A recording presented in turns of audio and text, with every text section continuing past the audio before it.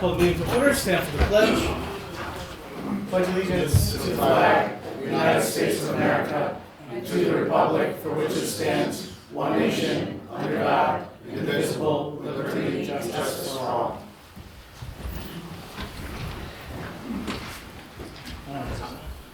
So,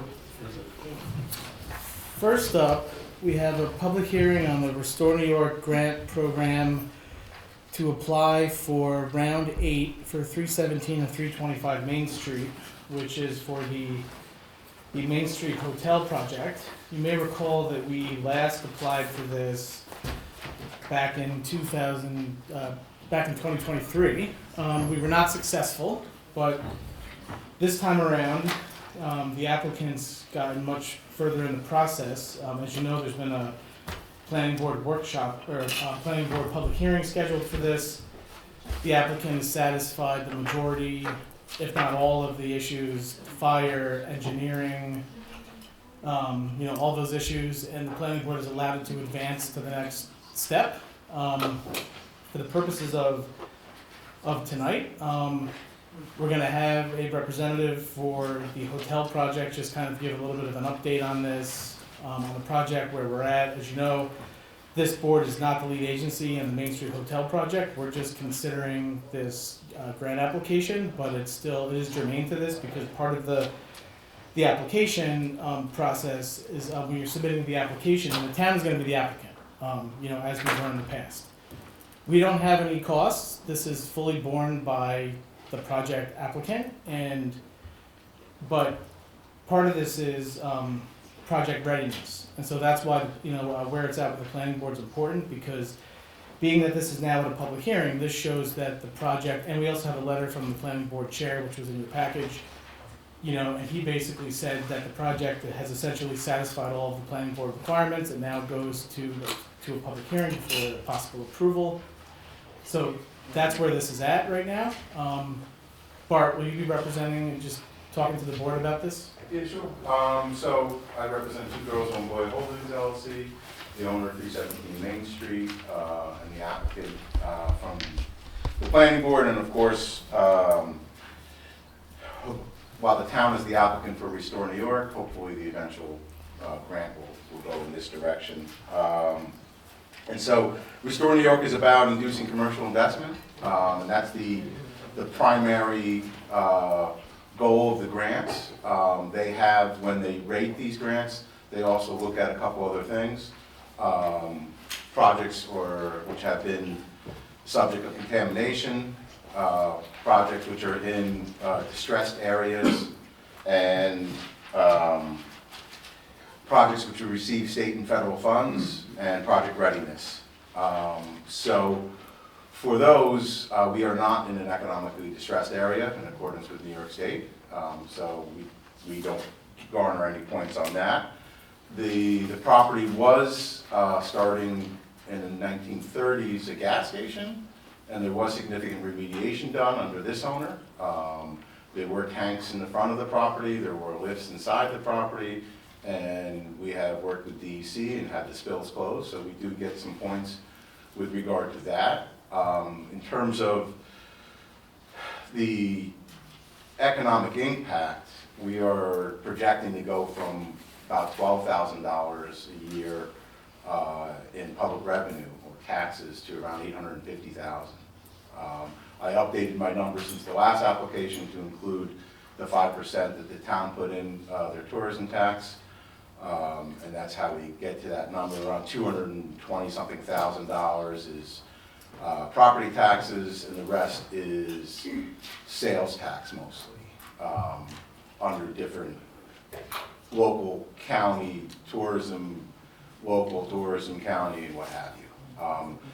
So there will be a significant amount of public revenue, but based upon the project location anchoring Main Street, we do think it's going to help induce a lot of people to fix up their buildings and add additional customers on Main Street, and kind of rise all, the tide will bring all boats up. That's generally the thought, and why we think this is a good application.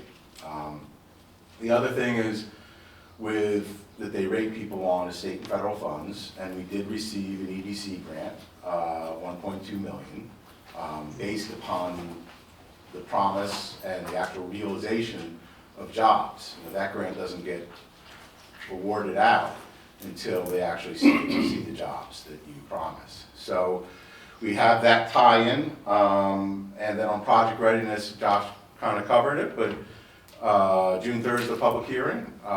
We think our application is in good shape, and we've met all the requirements. Clearly, there's a public hearing, and there's a lot of people who want to be heard. There may be some people who want to be heard tonight. I'm hoping that the comments tonight are more about Restore New York, which is about reducing economic development, versus planning board comments, which might be about traffic and appearance of the building and other things. So that's kind of, I had some slides, but that's really the breadth of it. Most of you know this property, know that it was alive back in 2008. It was Berniker Dodge. It had a long history in this town, and it is, from, blighted is a term that they use, but it really needs an investment, and this is probably the most significant investment that anyone's going to want to come in and make. And it's a real risk for the developer. We think will be well received. We think this area could use a boutique hotel. We have, and I could see, I've been coming out here now for a couple of years, and it's a beautiful place, and you're all lucky to live here.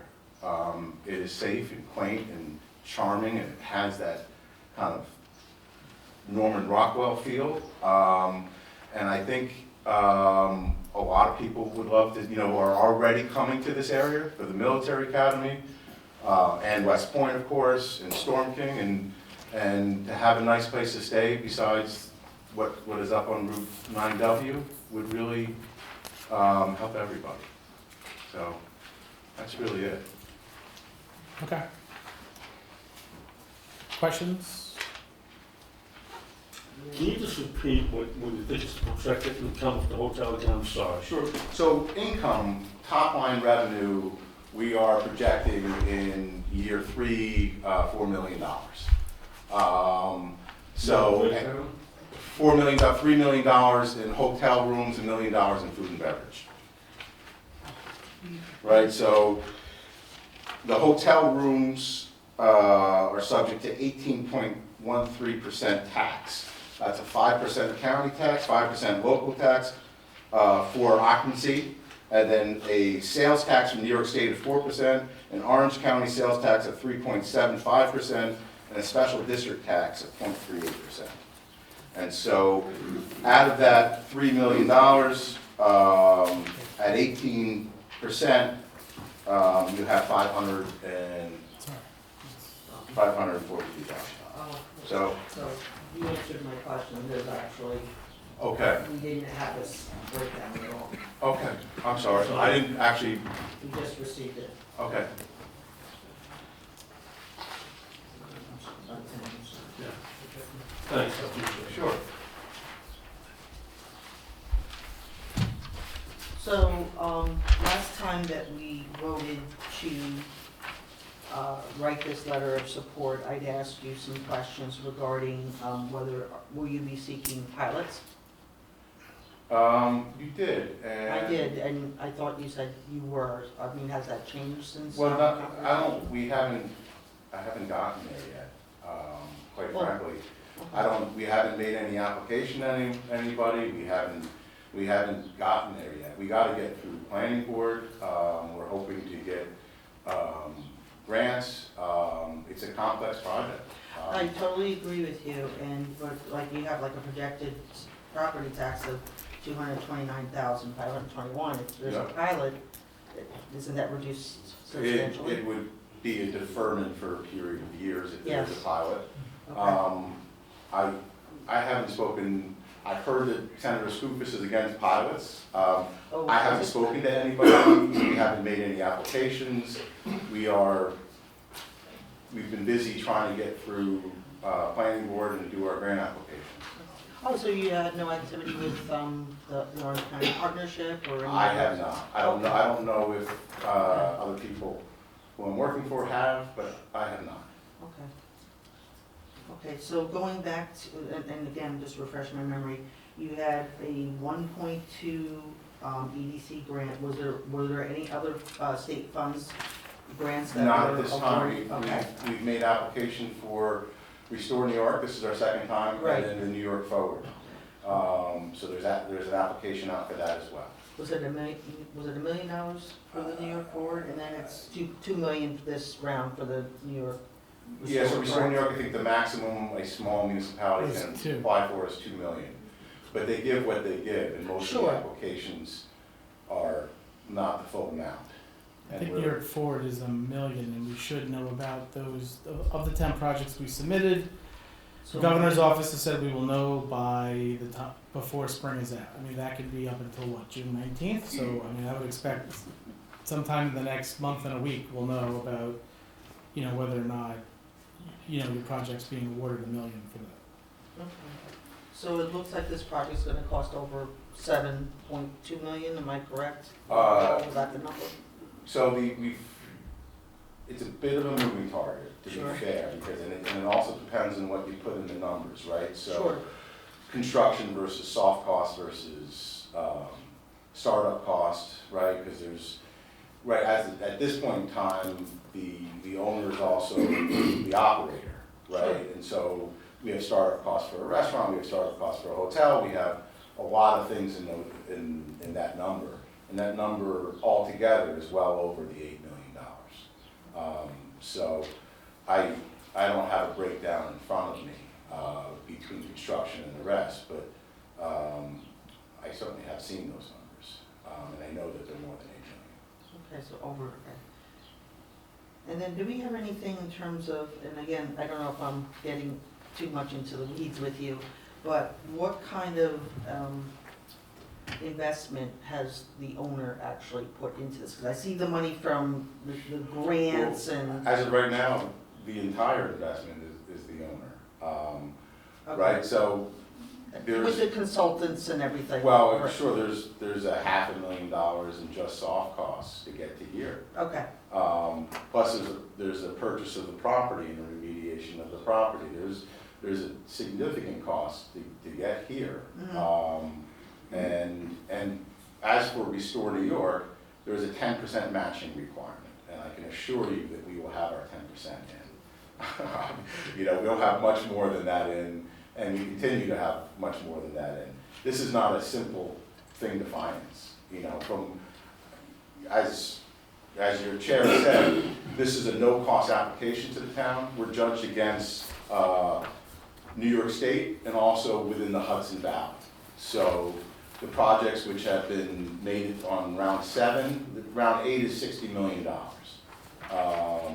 And that's due May 22nd. Round 7, which was awarded a few months ago, had a number of projects in the Hudson Valley. Hudson got a couple things, there was a number of things. This type of development is something that does get awarded. Hotels are one of the things that they do award. And we do tick 3 of the 4 boxes. The only box we don't tick is economically distressed. So I do think we have a good opportunity. so the partnership, the potential partnership with Hilton, I didn't see too much in terms of what kind of investment do they help with? They do not have. So the owner is basically. The owner is entirely responsible. Responsible also with the grant money. Hilton helps with the operations, Hilton helps with their standards. It's also, they add costs with both of those things. But it's the partnership, and there's a letter of intent which has been executed, and there's money which has been sent to Hilton. And we're in the process of doing the design with Hilton for final approval. It's not, if you build one of their other types of hotels, it's much more straightforward, but this is a tapestry, which is a boutique, which means we get to have an identity versus just Hilton, and so it gets to be a little bit more unique and special. And that has some give and take and some time, and we're in that process now. But it, they do have, in the industry, they're considered to have the best back office, which means on Monday and Tuesday nights, they have business travelers that book through Hilton.com and might not have otherwise come to this hotel. And so that was the draw with them. Okay, and then one more question, just Yeah, bear of with me. You know, I am reading the letter from the planning board, and I'm glad that our planner is here. It's great. As far as, I know there's a public hearing coming in June. I want to say it's substantially compliant, right? The project is, what things are out? Well, there was a few notes that we had to get onto the plans, which I'm sure we'll have onto the plans.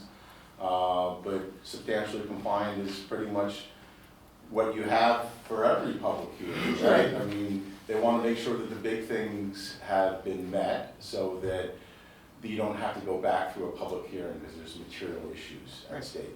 So we have minor things to dress up, and there may be some things we change based upon public feedback. We've already changed a number of things based upon public feedback. And so, but the primary things, life safety, parking, and meeting the stormwater and the other items have all been gone through, and we are substantially compliant. Okay, all right.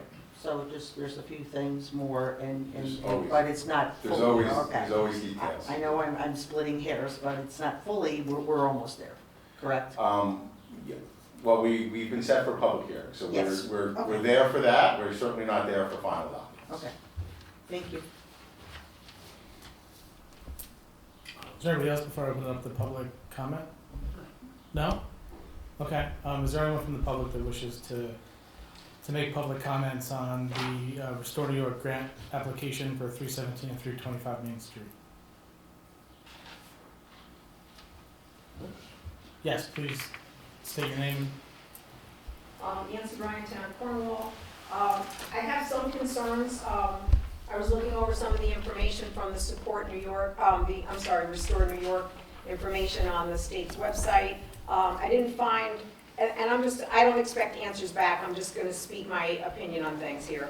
I didn't find where it said that the town can then gift the grant to a private developer. And I think that's my biggest concern, is the town is applying for a grant that's gonna benefit a private developer. I would strongly suggest that, should this grant go through, the fact that there has to be 10% in matching contributions, no less than 10%, that the town does engage in a contract with the developer for that, as was alluded to, that they would do at least the 10%. Because I don't think the town should be up to that. Revitalize urban centers, rural areas, and it's very interesting. I find this concerning again, that the town would do this for a private developer, and I will tell you that this doesn't have to do with the grant, but it totally annoys me that the thought is that this will encourage owners on Main Street to fix up their buildings, okay? There's one empty building right now on Main Street, aside from the hotel property, okay? One empty building. The shops on Main Street are beautiful, they are well cared for, and they are well taken care of, those buildings, and the shops and the businesses. So for anybody to say that this will encourage, you know, you are insulting the town, and the businesses that are there, and the owners, and the shop people, and the offices, and I have a big problem with that. I don't know. I think there's a lot of unanswered questions, and I think the fact that the public hearing is June 1st, where there will be maybe some things answered and maybe some things still not answered, but yet you're going to approve this, and this has to be in by the end of the month. So I think our timeline's a little off. Thank you. Thank you. Is there anybody else? Yes. Andy Biskowski, Cornwall. $4 million in room rates, is that what you said annually? Yes. Okay, can you tell me, can you break that down for me? Is that at full capacity, 100% capacity, and the highest room rate possible? Because just remember, West Point gets government room rates, which are highly discounted. So, So I'm just that's curious, that's based on a feasibility study that we had done. That was the top line room rate number. I didn't, okay, I it's don't know based what on the the actual- top rate. no, they had 52 rooms. They modeled the rates in the area. And we have been consulting with hospitality groups which have similar sized hotels in this area. Which hospitality? The one group we're talking to right now is Prestige, which has a couple hotels in the Hudson Valley, same size, and they are doing around 4 million. So it's not, it's a number which we got on a feasibility study from a private group, and it's a number which we verified to some extent. Are I those have no available expertise in to the public? hospitality. What? Are those available to the public? No. Why not? Those are private documents. Why? I mean, you're asking for the public approval, so the public would, I for one, I'm not speaking for the public, I'd like to see as much information as possible. So, we also, I foiled it, and town hasn't given it to me, the letter of intention from Hilton. Is that available to the public? We did submit that to the town, so. It is available to the public, Josh? It should be. It was turned over to the planning board, so as long, So, so we can give you what the applicant has given us. They've not given us a full copy of the contract, they've given us maybe 4 or 5 of the So pages. is there a full copy of there's those? I think there's a redacted contract which was submitted. Somebody had asked for confirmation that we were in contract with Hilton, and we submitted a redacted version. Okay, And is kept there our anything body. available? Yeah, of course. Okay. Yeah. Any other documents from your consulting groups? They, As far as- they are not available. They are in-house documents. Well, at any point will they be available before the public hearing? The public hearing for planning board? No. No. Okay. This is the public hearing for Restore New York tonight. Okay, $4 million is a high figure, and you, hotels base it on average rates and capacity, a percentage of capacity.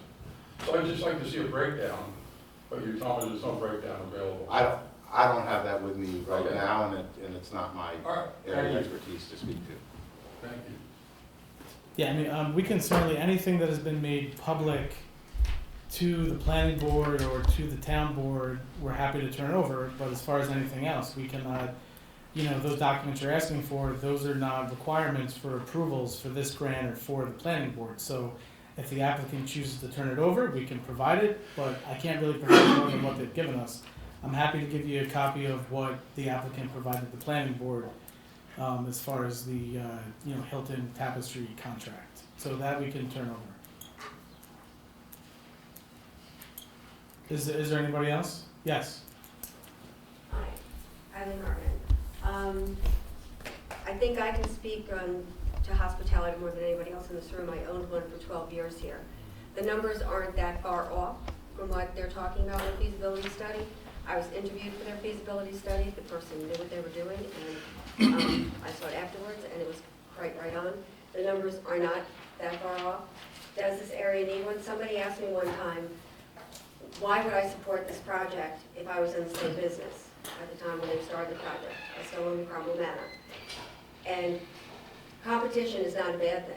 I would lose out on weddings and things like that because the bridal party could stay with me, the wedding could be on my property, but all the guests had to go and stay at Woodbury Commons or Newburgh. And people looked up Newburgh, read about Newburgh, and said, we're not going there to stay. So they ended up at Woodbury Commons. That wasn't always the best thing. Here, you have Mountainville Manor, you have the Cornwall Manor, you have Caldwell House, you have all these things that do lovely events, but there's not enough rooms for people to stay in.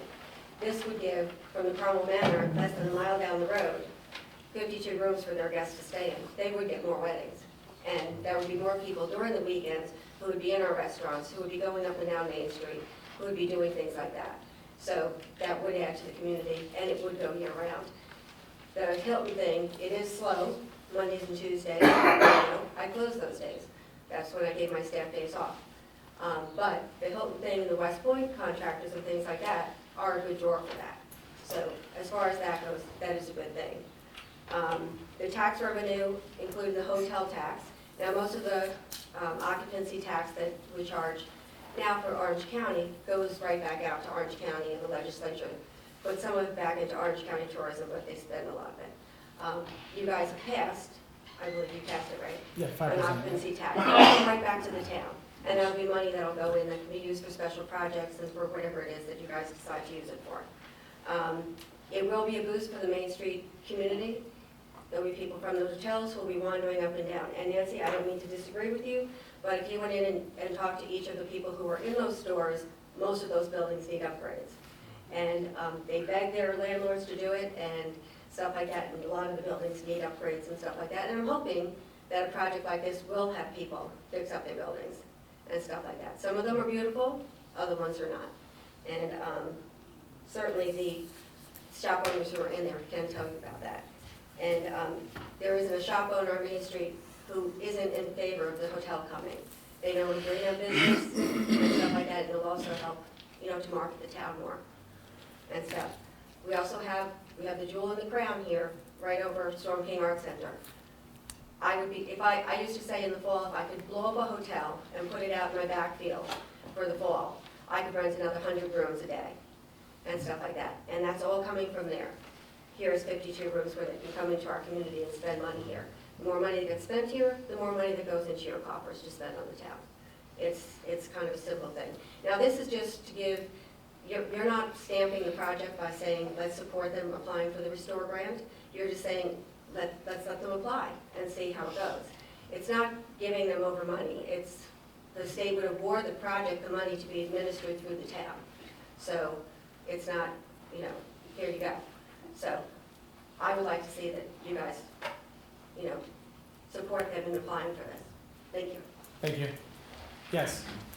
Hi, Jimena Greco. I live in Hasbrook, and the hotel will be in my neighborhood. And I just, I don't understand how we're not fully supporting this person who's bringing something to the town, is gonna bring taxes revenue to, who else is doing this? Are we seeing a lineup of companies making a line outside the door to say, oh, I'm bringing you tax revenue to the town, so your taxes, what is the biggest complaint of all of us? Is that, our taxes keep going up and up and up and up and up. It's just and then we have this person bringing this amazing project, restore that eyesore that has been there for years since I've been living here.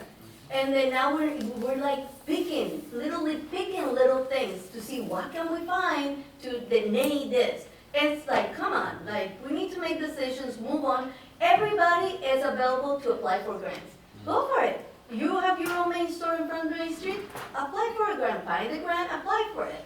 So I don't think they're doing anything wrong, and I think we should support it the best that we can. Thank you. Is there anybody else? No? Okay. Oh, sorry. Yes. I will be obviously directly affected. My home is literally right at the end of the little alleyway, right there, and I am for it. So that's it. Thank you. Is there anybody else? No? Okay. Look, just real quick before we close the public hearing. Look, so basically the way this is going to work is, just like last time, we're going to apply. If this is awarded, and for some reason the project's not approved by the planning board, they're not going to get some blank check or some cash from the state for this. That's totally outrageous that somebody would even, suggest that. Empire State Development is one of the most difficult state agencies to work with, and I can assure you that they're not just going to, allow money to pass through the town to this applicant. We're all going to be held to very tight, tough standards. There's going to be, before they even release a single cent of money, there's going to be tough contracts put in place. They're going to verify stuff. It's going to be on a reimbursement basis. So this is going to be very closely monitored. This is going to, if this gets awarded, it will be a high, priority project. Let me remind everyone, this is a priority of the town, the county, and the state. Everyone has come out.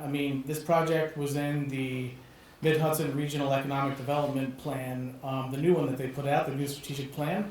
there's a picture of this hotel in their book. That's how much they want this to happen and why they're supporting it so much, because they believe that this is really gonna help, push, bring tourists in, generate revenue, take advantage of the Storm King Arts Center, which I was at today. I mean, for this Orange County Arts Council, conference on business and the art.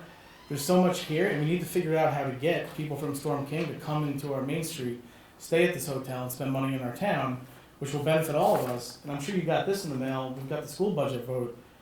Well, look, we don't know what the state's going to do, in the coming years. I mean, they're looking at revising funding formulas, and one of the things we can do as a town. We shouldn't hope that the state's going to rescue us. We should do it on our own. And if we want to generate revenue, so that that there's funds to pay for our kids' education, and we don't have to raise taxes, then we should greenlight projects like this. And I mean that's all I'm going to say. So if I could get a motion to close the public hearing. So move. Second. Mr. McCarty? Yes. Ms. Scott? Yes. Ms. Edelman Reyes? Yes. Ms. Michaelozzi? Yes. Mr. Wojciechowski? Yes. All right. So next up, public comment on agenda items. Is there anyone that has public comment on any of the agenda items? Yes. Brandon Calori, CSEA Unit President, 7924, and grievance representative. I'm here for item number 26, Personnel, Grievance, Sanitation Department. I'm here to respectfully request, when this line item is being discussed, the opportunity to speak to the board collectively. Unless you want to speak about it now, or we can wait till number 26.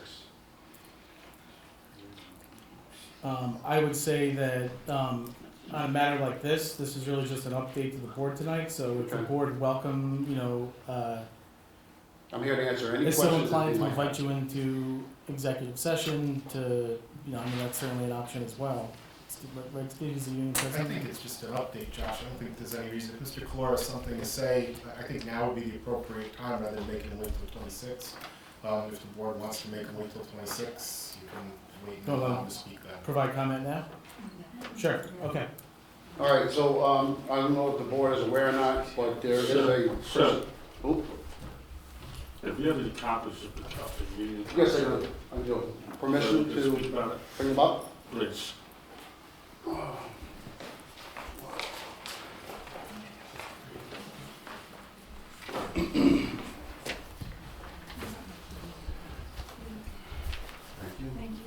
The article in question is tabbed with the yellow sticky note.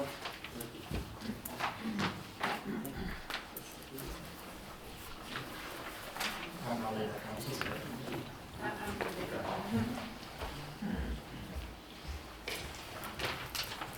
The article in question is Article 7, it's on page 13.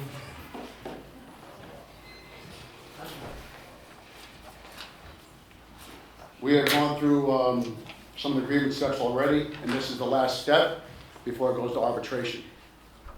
So basically, there's 3 requirements: meeting the minimum requirements, qualifications for the position being filled, and seniority. There were several people interviewed. Most of them met the minimum requirements and the qualifications for positions being filled. One person did not. And then it comes down to seniority. There is no ors after those items. It's not meeting the minimum qualification requirements or qualifications for the position being filled or seniority. It's those 3 requirements. And the person with those 3 requirements, according to my understanding and the union contract that was signed by Supervisor Wojciechowski, then it should go to the most senior individual that has those A and B requirements. So again, I have some statements that have been issued from my client as the grievance representative, and from Superintendent of Highways Tommy Gershwin, and from Supervisor Wojciechowski. I'm just here to make sure that the board was aware of all this, because after the vote, which I assume will be at the official town board meeting, if it goes a certain way, then it goes to arbitration. And I'm trying to avoid that and put this to bed. Okay. Does anyone have any questions? So what do you feel will rectify the situation in terms of meeting? It's my feeling that the senior employee that has lines A and B, which is meeting the minimum requirements and qualifications for the position being filled, be made whole in every way and be given the position as assistant sanitation leader. Okay. Is all we do is we get the recommendations. That's what we get. Okay. So we don't know who the individual applicants were. Okay. I'm just gonna be, And I go, That's not true, there was board members in the interviews. well, I wasn't. So, just so everybody knows, I'm the department head, Okay, I and make he the makes the decisions. recommendations, so exactly. Right, right. Okay, so, Yep. I'm here in the interest of my client. okay. Okay. Okay. Does anyone else have any questions? No. Okay. Will there be any questions on line 25 or 26, I mean, so I go home and get ready for his jobs tomorrow? Yeah, I mean, look, obviously, you know, the board, this decision has to be made by, I believe it is, what is it, May 29th? We'd be willing to give an extension if necessary to be in compliance with So town board this voting. is really the first time that the board is gonna be, you know, getting into this, so, I mean, obviously, we have until next, well, I mean, we have until the 29th. Yep. You have 20 So if working we days do, from if the we do take original. action, you know, in the next 2 weeks, it would be at next week's meeting, if the board decides to act either way. So we'll certainly let you know. Okay, Thank you. all right, have a great night. Alright, so is it? Yes, yeah, if you just wanna make, you know, any comments on that item, but you can certainly talk when we get to your item too. Yeah, okay. Maureen Spalding, I'm here, I'm the treasurer for the Cornwall United Soccer Club, and I also run the rec program for Cornwall United. As most of you know, Cornwall does not run its own youth sports programs other than boys basketball and a few summer camps. So Cornwall United runs all soccer programs on behalf of the town. Governor Vogel's office just passed a new law, a public health law, that goes into effect on May 21st, requiring all youth sports camps, practices, and games to have AEDs on site, and also trained personnel to use those AEDs. We're looking into what those certifications they want, because I know if you take CPR, you get it, but we also don't require, by our licensing organizations, they're not required to take CPR. But either way, we play many games at Laurel Crest Park, so that's one of the reasons I'm here. There really is nowhere for us to safely house an AED unit, to have it on site. I know Ed is here also from lacrosse. We're kind of in the same boat. So what we were looking for is either assistance in purchasing one of these to be used at Laurel Crest. If we purchased one to be shared between lacrosse and Cornwall and soccer, then we would need a safe place to house the unit. We both have sheds there, but I wouldn't consider those safe because a million people have, you know, to go to them. It has to be climate controlled also. Yeah, and that's what the issue is. They do make these, you know, boxes, yeah, Tom, you probably know, they make boxes that you can mount places that are climate controlled. So it's just, it's an expensive mandate the state has put forward without any funding. So we were, because we run the programs on behalf of the town, we were looking for some assistance. Okay. Thanks. Yes, did you want to say something? Yeah, so, thank you, Maureen. So I echo everything Maureen had said. I'm Ed Betty from Cornwall Youth Lacrosse. Again, we run all of the youth lacrosse programs for Cornwall. I guess I'm also here because we're looking to get some kind of storage facility at the park. And if we do get that, and we do have a safe way to house it against that unit, we'd be willing to do that. But again, the logistics of purchasing one and what that's going to cost for nonprofit organizations, you know, any assistance would be great. Okay, thank you. Is there anybody else? Yes. My name is Chantal Pblc, and I am the founder of Moms Who Meet, which is a moms group that meets in person and online in Cornwall. And we have recently gotten a great opportunity to host this event, Family Tennis on the Courts in Cornwall. This event is to raise money for a fundraiser for an organization that is called Know and Love. And the mission of Know and Love is to support expecting moms. So we want to be able to gift a big ticket baby item monthly as we start and, as we secure funds to be able to reach moms that don't have your traditional start to motherhood, and we want to be able to provide that item to let them know that your baby and you are going to be loved and cared for, and we want that heart message, but we also want to be a resource for every stage of life that you can come to and you can find information that's helpful, whether it's looking for a doula, nutrition, or a fun family event to do with your family. So we're looking to source funding just to get started, and then we're going to secure some granting options to be able to be funded, ongoing for the year, and then hopefully be able to reach more and more moms as we continue. So I just want to pass out the flyer that we have made up for everyone, and then I also have a little bit of our Moms Who Meet mission, if you want to pass this around also. So the reason we started with tennis is because Rocha actually used to teach my son tennis at the Montessori school, and that sparked his interest in playing tennis, and he continued for a year until he got spring fever. And then he did not want to continue with any tennis anymore. And he said, "Hey Mom, what a great idea if you could play tennis." So we use the facilities at these courts, and we go down there, and I have a toddler, and I bring him, and we play together, but the problem was I wasn't any good. So he was like, "It's okay, Mom, you can do the airplane, and you can do like all these other things." And I'm like, all right, so like he became my coach, and he was like, "Mom, why don't you take lessons?" So I was like, good idea. So I started taking lessons at Sportsplex, and I love playing tennis, and I believe that it would be a great thing to bring to the community to have families, because the kids can play, the parents can play, and I just want the event to really bring families together, because that's also, the heart message behind Know and Love, is to be able to bring families ultimately together through the providing of the gifts and what we offer as far as resources. Sounds like a great event and a great cause. Thank you. So look, they've provided they have insurance, they've completed the entire application, so the only thing they'll have to do is just make sure that they reach out to the rec department once this. Did you talk to Laura and Phyllis to kind of preliminarily reserve the tennis courts? No, we can do that this week though. Yeah, if we end up approving this later on in the meeting, you should reach out to them. Well, actually, sorry, it'll be next week we'll be approving this, but reach out to Laura and Phyllis in the rec department tomorrow and just put a hold on it. And then this way, if anyone else reaches out, it'll be locked in place. Okay. Do you guys have any questions for her? No? Okay.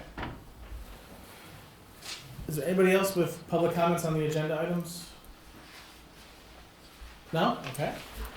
So, all right, so moving on real quick. We have. Oh, you do. Sorry. Hi. But someone else is going to speak first. Oh, I can pick it up. Go ahead. Pick it up. I was going to come after somebody. Hello, I have a comment. I sent an email to Josh yesterday for the record, but I figured What is your name? I'm sorry. I'm Christy Filippi. Is that all you need? I live in town of Cornwall. I'm speaking on behalf of agenda item number 13, which is the Municipal Art Program and Sculpture Agreement. Cornwall has been selected to participate in the Upstate Art Weekend from July 18th to the 21st, which will bring thousands of tourists to Orange and surrounding counties. This is the first time Cornwall has submitted an application, and with neighboring Storm King Arts Center, our local businesses will see a positive increase in traffic throughout the weekend. Local residents have funded a good portion of the installation. However, it would be wonderful to see the town assist financially as well. To date, around $2,000 has been raised by private donors, and the estimated town investment would be $1,350. As Vice President of the Orange County Arts Council, I know firsthand how public art has immense value economically and culturally to communities. This would be a wonderful opportunity for Cornwall residents and businesses, and I hope you consider the proposal. Thank you. I'm Lotus Stowe. I know quite a few of you. I'm representing Orange County Arts Council as well. I'm a member of the board. I'm also a member of the community. My mom and my husband live here, and we really enjoy Cornwall. So I'm speaking to support the board's funding of the concrete platforms for the sculptures. Cornwall has already been invited by, like Newburgh and Beacon, it's a very, very difficult thing to get upstate art awards. And we have been chosen this year. It's a very difficult, many organizations and individuals have applied and they have not gotten it. But we did get the designation as being an upstate art weekend space. So many private citizens, as Chris has said, have already donated for the project, paying for the insurance, for having the sculptures here that were originally exhibited at Michael Bruno's restaurant in Sloatsburg. So these are quite, they've been there for a half a year and they would be coming here to us. The Upstate Arts Weekend will bring in revenue to the town of Cornwall and exposure to the businesses of our town. It's going to bring folks here for the weekend. It's not going to hurt us. It's going to be something that will have no negative effects. People will enjoy what Cornwall has to offer, and the Orange County Arts Council has wholeheartedly supported our town in terms of the New York Forward funding, although the funding that we're asking for would not be coming from that because New York Forward funding has not, we've not gotten it in town yet. But if you think that the $1,300 is too much, at least supporting this effort partially will open up the feeling to folks that Cornwall is a community that wants to access the benefits of the arts to our community members, okay? Today at the Creative Impact Conference at Storm King Art Center, quite a few people who were here were there. That particular conference was sponsored by the Orange County Chamber and other organizations. But we learned that communities that sponsor arts and artists in places have a higher level of engagement and feelings of gratitude and satisfaction in the community itself. The members of the community appreciate the arts within the community. At the Orange County Economic Summit in September, we learned that it was presented that when you invest in the arts, the revenue to businesses will significantly be impacted and increase. And in some cases, it was almost tenfold by having arts in the community. So I don't want to say a negative thing, but a rejection of this proposal might be seen as the town board saying to our local businesses, we are not willing to look at options that will support and allow you to thrive. So I'm hoping that you will consider a yes for that proposal. Thank you. Yes. Very well said. My name is Ann Harrell, and I'm a resident of Cornwall on Hudson, and I don't represent anyone except myself. I'm not on any of the august groups mentioned here, but I'm also here to speak in support of the same subject, the concrete platforms for these sculptures to be displayed. I think it's a great thing that we have an artist within our community who is that talented and that we can provide a platform for both her art now and maybe someone else's art in the future. And I have to tell you, when my husband and I were looking for a place to retire in, we didn't know much about Cornwall, and it was recommended to us as a lovely village, safe, lots of things for lots of different kinds of people to do. And we have found it to be so I have to compliment this group on keeping it that way. It's a place where, as this gentleman said, people want to come. It's a great place to come for a weekend or a week or to move to. And because you all take the time and the effort to be careful about what you approve to go on.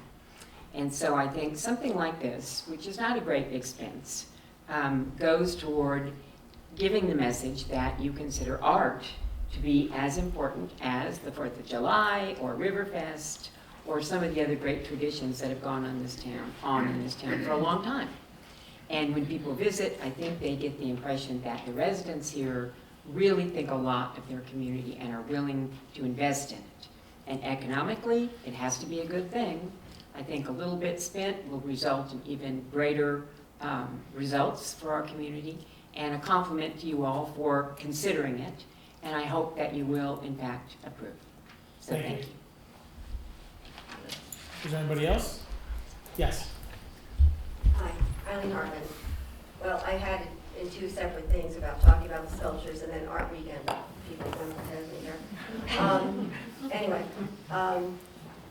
the sculptures and stuff that Vivian is offering to add to the one that we already have in town. One would be spread between the town and the village. It would make a use of people going around and being able to visit different places in the town and the village, were places they might not have been before for local people, as well as for other things which bring people into town, for them to come from the art center, say, and spend money here in our town, which again goes back to tax revenues. Art weekend, which you're saying you haven't seen a piece of paper in front of you, we were hoping that you would discuss this last week to talk about the platform, so that then I could submit the application to you.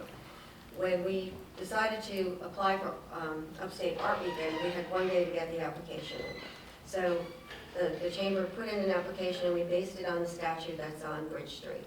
And that was what we were accepted under the Vivian Collins statute on Bridge Street.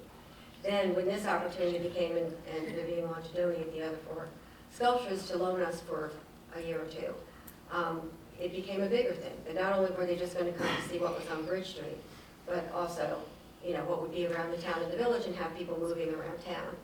You know, these would be things for seniors to go and sit by, to have picnics. It would be for school children to look at. It would be for just us adults just to go and meditate, or just sit and look, and just look. They're very whimsical. They're called Playground. It was done in a series, correct me if I'm wrong. Not Bobby, you're Bobby. Vivian had designed these sculptures as an honor to the person who created kindergarten back in Germany in the early 1800s. And the kids didn't have toys, so he made balls and triangles and squares and things like that. And that's how she imagined and put these together. So they're 4 very fun geometrical type things that you can use your imagination to decide what they would be. But so as far as for Art Weekend goes, we would now have not just somebody coming to one place, but all around the town and stuff. And so we're in the process of planning, so we can give to you. By Friday, we have to have our entire plan in, which is why, another reason why I was hoping for last week. With the start of it being goes from Thursday through Sunday. It doesn't have to have something going on all the time, because it's a self-guided tour. There's 114 different locations where art's going to be. One being Storm King Art Center, India Beacon, and Jane Street Art Gallery, which we're all in between, so we're hoping to pull. Last year, 300,000 people attended, and, you know, not that we plan to have that many people here this weekend, but attended the entire, you know, thing for them. They do very professional maps, and there's a PR program and everything else that they do for us, that they provide to us and stuff. So in working with this, the statue that's on the sculpture that's on the bridge is actually one in the series of 3. So as part of this weekend, we're planning to swap it out. There'll be a brand unveiling and stuff like that, and make it number 2 in the series of same place, same thing. It'll just be a different one mounted on there and stuff. But you'll get all this in our proposal and stuff. And in the future, with these going back to the pads to welcome these sculptures to our community and stuff like that, they can be used in the future. If there's no other people who want to bring art to the community or loan us art for a period of time, you know, we can use them for a bench until we do get somebody. These are substantially very valuable artworks, and we're very lucky that somebody wants to lend them to us, to be honest with you. So this is only a win-win for Cornwall, both for getting the sculptures as well as the prestige of booking shows to be as part of this art weekend. And so I really hope that you helps out that. Thank you. Is there anybody else with public comments? Yes. Yes, Buffy Held, Cornwall on Hudson. I just wanted to tell a quick story. We were planting on the bridge the other day, and there were 2 moms groups there while we were there, lots of kids, and a preschool class came through, and they'd made binoculars out of toilet paper, things, and they were observing what was on the bridge, and they were all talking about the art. And it just really drove it home to me how important art is in all of our lives. And, you know, they all saw something different. And I think that it just really brought it home that it's important for us to have more of these exhibits in Cornwall, and I hope that you will all support it. Thank you. Thank you. Is there anybody else? No? Okay, so I think I'm gonna kind of just, move around this agenda a little bit here. I'm gonna go, before we get to, oh, it's working? Do you have the remotes up there? Yeah, Oh, you want yeah. it there on? Yeah. Oh, yeah, it looks like a new unit, because we installed new units, so, yeah. Thank you, FEMA. So, all right, so while I guess we'll start with the AEDs first. Kristen, I'll get to you in a second. We're just gonna get to the AEDs first while I have, the soccer and lacrosse here. So, I mean, look, just real quick, as you all know, there is this law that the governor signed in last fall. Takes effect, like you said, what was it, May 21st. May 21st. You have to have a plan, I believe, submitted to the health department. They don't even have anywhere on their websites to even accept the plan. So I think this is going to kind of be, I don't know how this rollout's going to go. Yeah, we're not really worried about the Yeah. AED police, but our president is. But in terms of, I know from our own perspective, our summer camp, we were sent a form from the county to fill out for our own summer camp, which we had to fill out, and we've since sent it back. As far as all the sports leagues, I know that earlier this year, the town board, we did discuss when we were going through our own purchase of the AEDs. I think the board felt that sports leagues could be able to purchase their own. I mean, that was at least the sentiment of the board at the time. As far as installing some type of climate controlled box, I mean, I do think, look, I mean, when we're about to go through the facility use policy that we're going to be putting into place, and I would think that one of the things that we're going to have to consider if we're allowing leagues to play there is they would probably have to provide a copy of their AED policy that they have, because I would think the insurance, the insurers would want to see it now that it's a thing.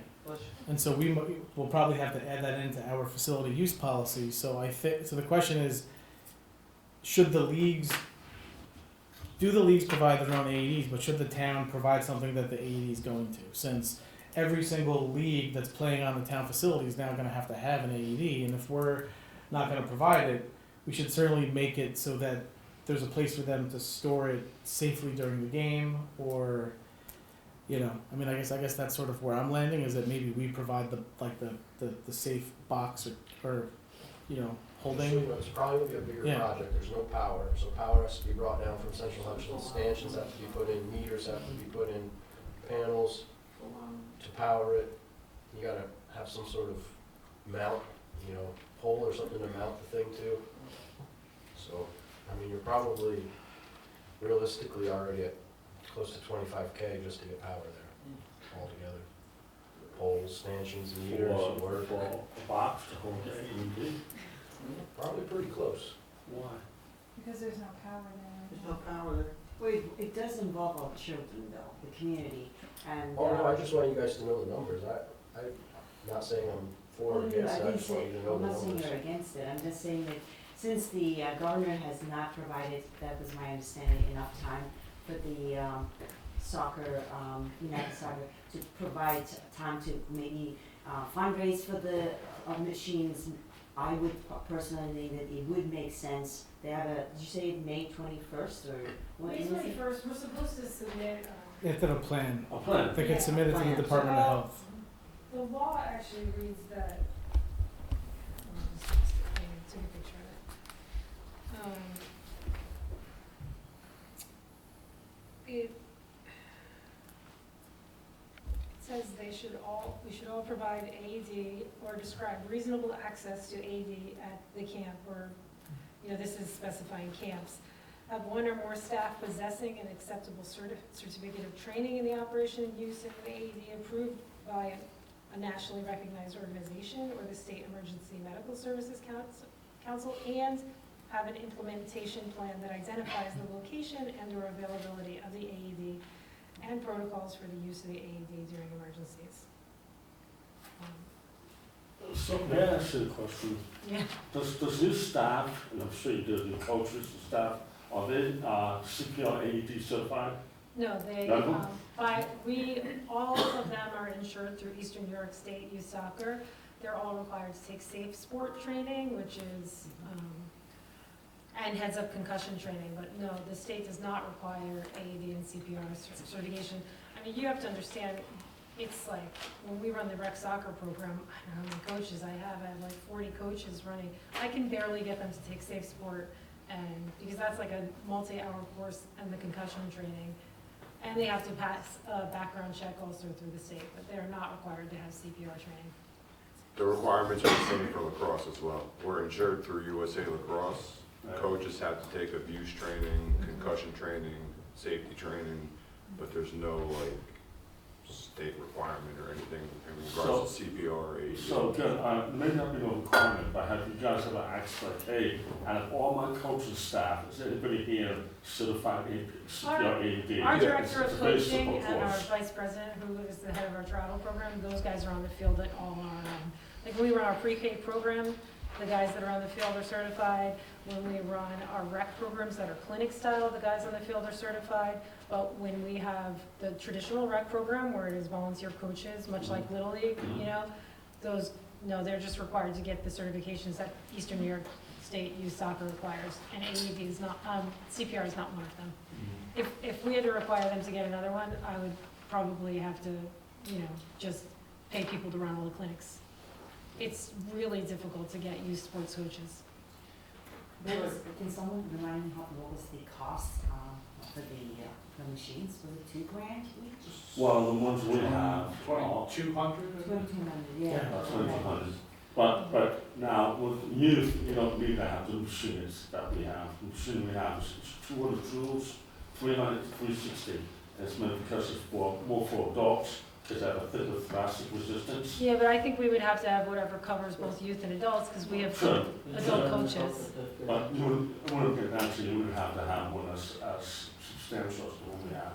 You know, there's AEDs out there in the market that are substantially less money. Now, the only joke, 150 joules was, you know, according to American Heart Association, is equivalent to appropriate shock to reverse illegal arrhythmia system attack would be fit. I mean, the issue for Cornwall United, I can't speak for lacrosse, I mean, we can probably afford to purchase 1 or 2 units, but our problem is our program is spread out across multiple fields. So even if I was to purchase 2 units, like I'm spending $5,000, $6,000, and I have programs running on 3 fields at the same time. And Walter Moran at the school district has already told me I may not access any AEDs on their facilities. So even if the school's open, we can't use them. Yeah, as far as purchasing them, we can come up with the money if we need to, which obviously we're going to. But again, we play at multiple locations. We have 3 teams for boys and 3 teams for girls. So it's not just like, hey, we have 1 AED. You know, girls could be playing somewhere, boys could play somewhere else. We played the town of New Windsor. They presumably have. Well, Chris, we do some tournaments there, so obviously Okay. when we're there, they do have one on the facility at Christie Babcock, but. Well, do you have the code for it? Because you need the code. I don't, but when we have our tournament there, code. they're gonna give us the code. Yeah. Yeah, you need to We access it. just got it. Right. Because if concession's not open, you can't You access can't it go there into it. either. No. But if, so we now have, like Cornwall United now has the code to access it at Christie Babcock. But like on any Saturday morning in the fall, we are at Laurel Crest, we are at either Willow Avenue and the middle school, and we are at COH. So we're at 3 locations overlapping at the same time. So it's just, it's a big expense, which is why we came to ask about Laurel Crest, because if there was just a way to keep one there safely that was there, because cricket also is gonna really, theoretically, cricket needs to have this too, because if they're running some sort of program there, they need an AED too, and I'm pretty sure Darsh, I doubt they have one. I don't think they do. so. And then, and yeah, cricket. yeah, we do, oh, there's a cricket strip at Laurel Crest, yeah, that's another, for another meeting, but, We can't get concrete pads. but baseball also plays there. I spoke to the safety director of Little League tonight Yeah. before I came. They have one. I don't know about youth football, because when I spoke to youth football, they said they share theirs with Little League, but Little League told me they don't share theirs with football, so I don't really know what the story is there. But again, Little League would have a place to mount one, but the one they have too, just to note, is stored inside concession. If they are practicing and no one, and concession's not open, you cannot access that one. Yeah, I So mean, it's- actually, so this actually kind of gets to a bigger issue here is, you know, does the town need to come up with I mean, we kind of have to have, so, look, we have these leagues that are playing on town property. Little League's obviously much more established. And so this gets into this whole discussion about which will, you know, do we need to have some type of a box that's going to hold one of these that's not in the concession stand, so that when the concession is closed and there's practice or there's whatever the case is, we don't currently have that. So, I mean, and then you got Laurel Crest, which is a whole other matter. I mean, certainly we could build, I mean, if the cheapest thing would be to just build a box that's not climate controlled and you put it in there and you take it out when you leave. I mean, I guess Well, that's they sell these Yeah, like you climate control plug it in. CPR boxes. Yeah. It's part of the Is plan. there a way to get solar, like a solar energy to that thing? Well, they sell boxes that are pretty, like, you know, rugged for the PAD program, which is public access to visitors, and then you see in malls and different areas, and they're outside, they're exposed, and there's no power to them. It's just holds the unit and secures it and stuff, and then So- It's really just, I think there's a lot to like for us to for sure. I mean, ponder I don't expect and, an answer today. thank you, appreciate that. So Steve, could you reach out to the Association of Towns and like ask them what they're doing with this new mandate that just got like foisted upon us that we now have? You know, I mean, I know it's kind of pretty minor, but every municipality in New York State has to deal with this now. No, I hear what you're saying, but I mean, this is gonna be a problem, as you say, for everybody who has organized sports of any kind. And I mean, once somebody figures out the logistical way to handle this, I'm sure everybody else can kind of fall into line with it, accommodate it to their needs. But right now, there's a lot of moving pieces here, and one size isn't gonna fit all for an answer. Put in a $25,000 charging station, maybe, I don't know. Maybe it's enough that you have defibrillators available and people pick them up. Maybe you make the people bring their own defibrillators. This work requires some study to figure out how What about to address it. the program money from ECAS, would that be considered as programs? No, it has to be spent on basically staff providing some type of activity. Do they Can't be have s- the guy standing on the Life-saving football measures, maybe? does that count as an activity? Because that's what we were talking about doing, is paying 3 people in the club to get certified, and then paying them to be the person that stands on site at the ready, just in case. It's crazy, because that's gonna be another charge we impose on our members. So That's what the schools actually do. I had that duty, and they paid you to go and supervise the sport. You were equipped with the AED. And I mean, and we you had come, a I training know, for it. I come and lacrosse comes because, again, Yeah. like, I would just say again, we run these programs on behalf of the town, because the town does not run them, and so. Thank you for The last thing about the box, which is something that we've been looking into, there seems to be a lot of theft too with these AEDs, so obviously we're in a safe area, and, you know, reasonably safe area, but if we're gonna, if the town is gonna throw money, and trust me, we need it, but if the town's gonna throw money into getting electric and stuff, and like, that's something we also gotta consider too, because if someone doesn't wanna spend $2,000 on an AED, they're just gonna go find one, break into it, steal it, and that's another issue right there, so. I'm wondering, and again, this is just a thought, having your AED charging like maybe at the rec and in the morning, just get it for the day. I know that's not the long-term solution, but at least it's someplace central, it's secure, and you know, someone can go and access it. Or even at the ambulance corps, which The ambulance they're corps there building. 24/7 and they already look after the ones that we have, so That's an idea. if there was going to Yeah, be no. some sort of check-in and check-out system, I would think it would be better Yeah, suited for that good point. particular building because it is always open and manned. Yeah. Right, just I get it, it's just a nightmare to think of from like, Oh, you who's want gonna it- you pick it want up? it I mean, I logistically, can't even you want get it people to to put corner flags up. Who's gonna pick up the, you know? Right, well, I mean, it's really important that they also get, Oh. someone gets trained. Personally, because Laurel Crest it's needs like a useless. $500,000 grant, it needs bathrooms, it needs playground, Yeah. and it needs electric. Yeah, because if you could put bathrooms into, like, you're right, but if you did those upgrades that the park actually could use, seeing as Laurel Crest is the only multi-purpose sports field in the entire town of Cornwall. I like quoting that because it's crazy. We pay a lot of taxes and that's all we have. We have donated a porta potty. Yeah, we donate it in the fall, and they don't. We pay for a porta potty in the fall and they pay for it in the spring, but that's, you know, it's just one more expense, you know? Understood. So it sounds like we didn't solve this tonight, but I No, mean, but look, it's Steve, you've yeah. given us more information to understand what this means. Put it on the ambulance corps. I mean, look, how many AEDs do they have? I mean, so. So they just have one for every. Yeah, so they obviously can't leave the vehicles, so No, if no, we no, I can was figure, saying, yeah, if there keep was them going there. to be surplus that you would otherwise check out of, say, a rec department, the hours for the rec department are not It would- consistent yeah. with what the sports It teams would are need to doing, be there because that's then you open would have 24/7. flexibility. Yeah.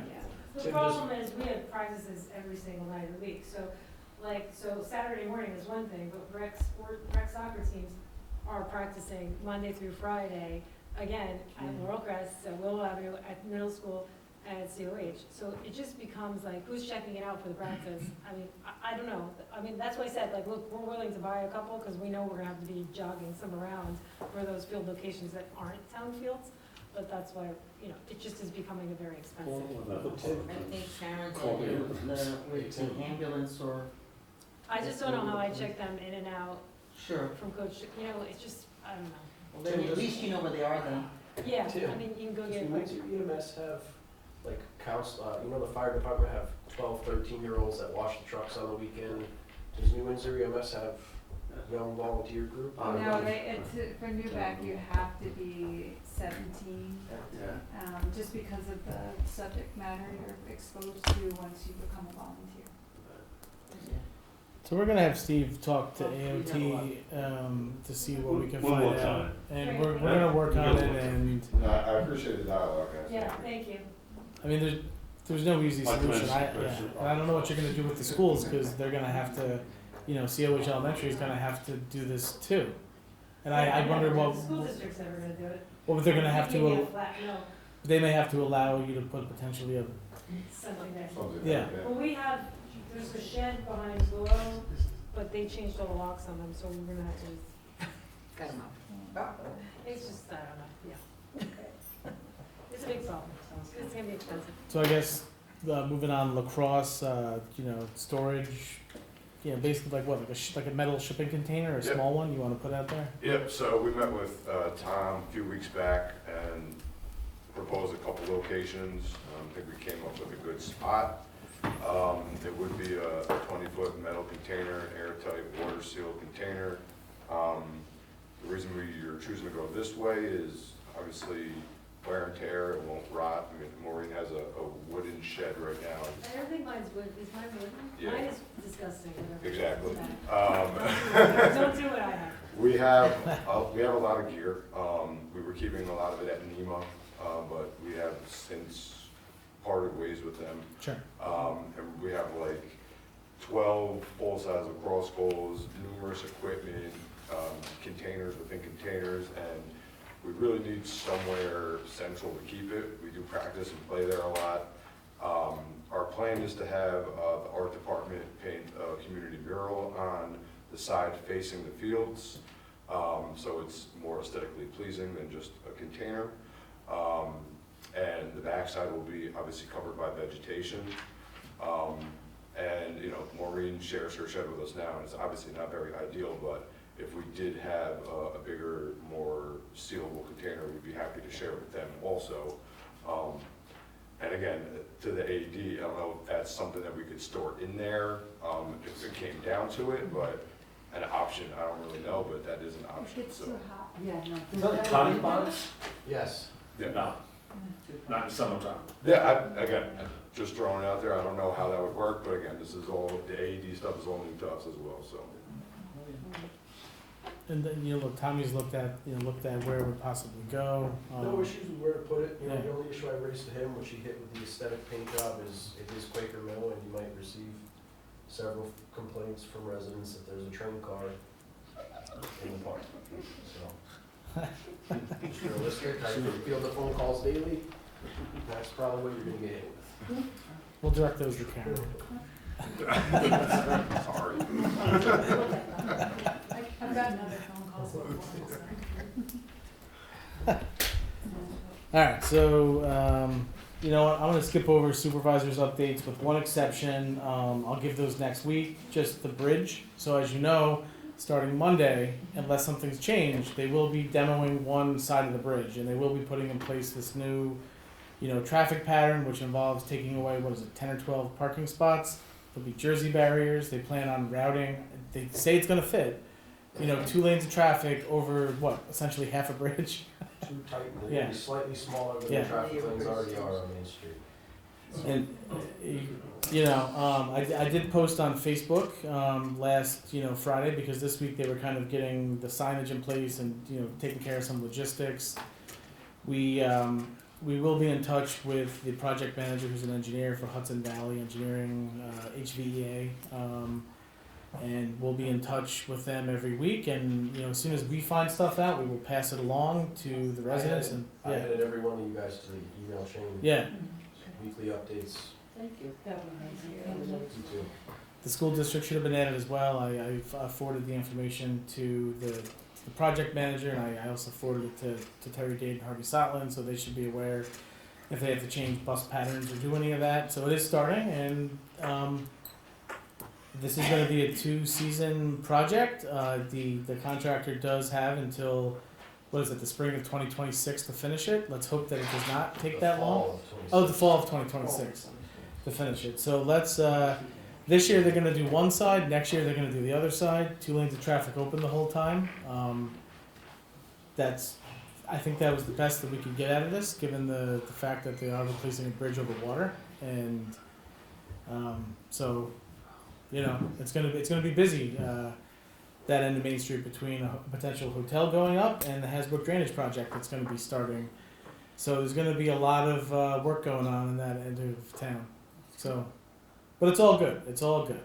It's all good. Brand new bridge, hotel, drainage, you know. So all right. So the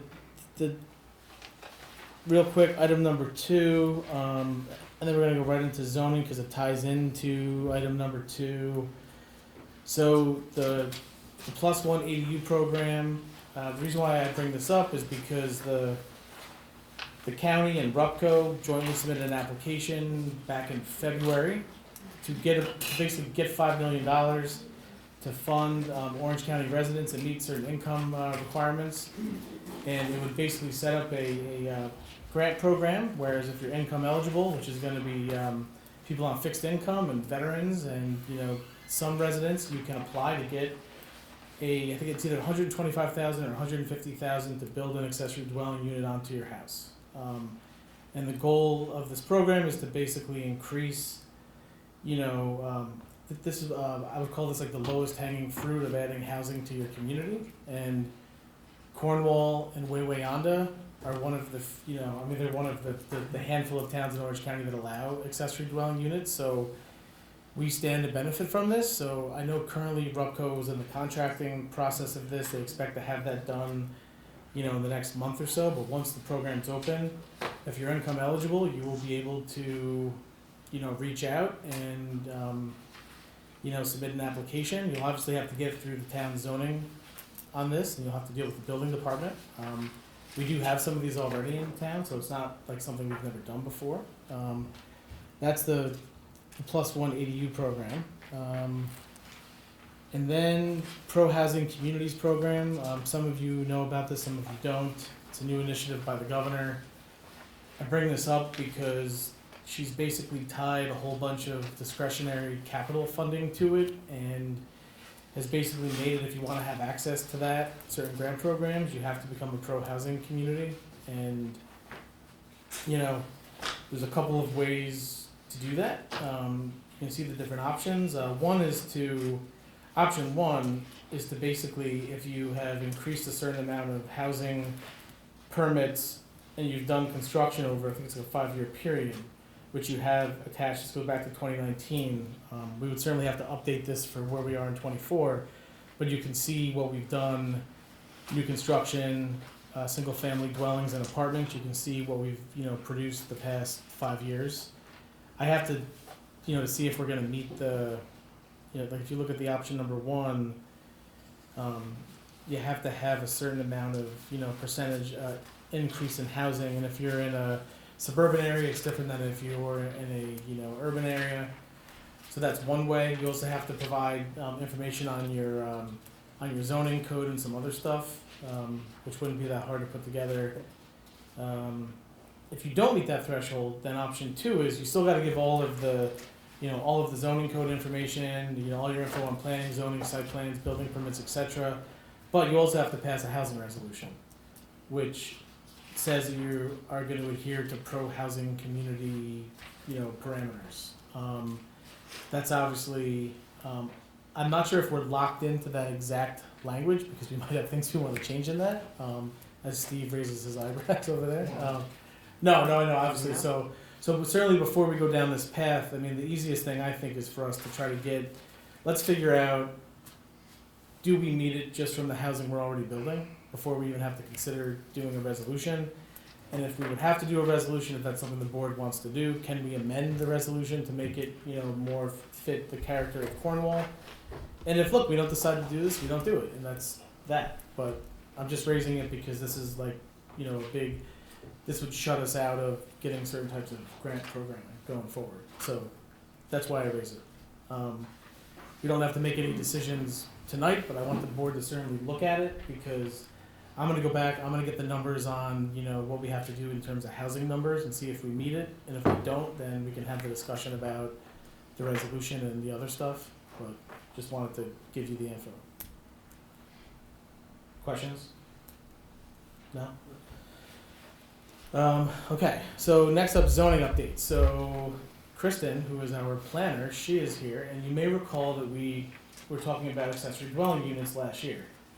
And, we ended up sort of putting them off for the time being. But the reason why I think it's, important to bring it back up again is because we now have this opportunity for residents in Cornwall to access the, this grant funding from the +1 ADU initiative. And, even though we do allow accessory dwelling units in the town of Cornwall, there are some, and if you pull up the proposed zoning changes, you can sort of see where we would, make a couple minor changes on this. And so I guess I'll just Kristen, you want to just talk about this a little bit? Well, I can tell you, you're saying that everyone has the last round of the zoning from last March with the markup. So where we left off last March was to take what we currently allow accessory dwelling units in all residential zones. Those units currently have to be are permitted as single-family home. The board was in favor of adding language to allow that in a legally approved accessory structure. That would be obviously in a garage or if you have a barn on your property. Of course, all of that would be subject to the building department's review. All of the proper infrastructure would have to be in place. But at least it would give you one more opportunity if you have a larger property with an accessory structure on it that could also contain accessory dwelling unit. We increased the floor area. We talked about increasing that from 750 square feet, which is the total area today, to 1,000 square feet. Those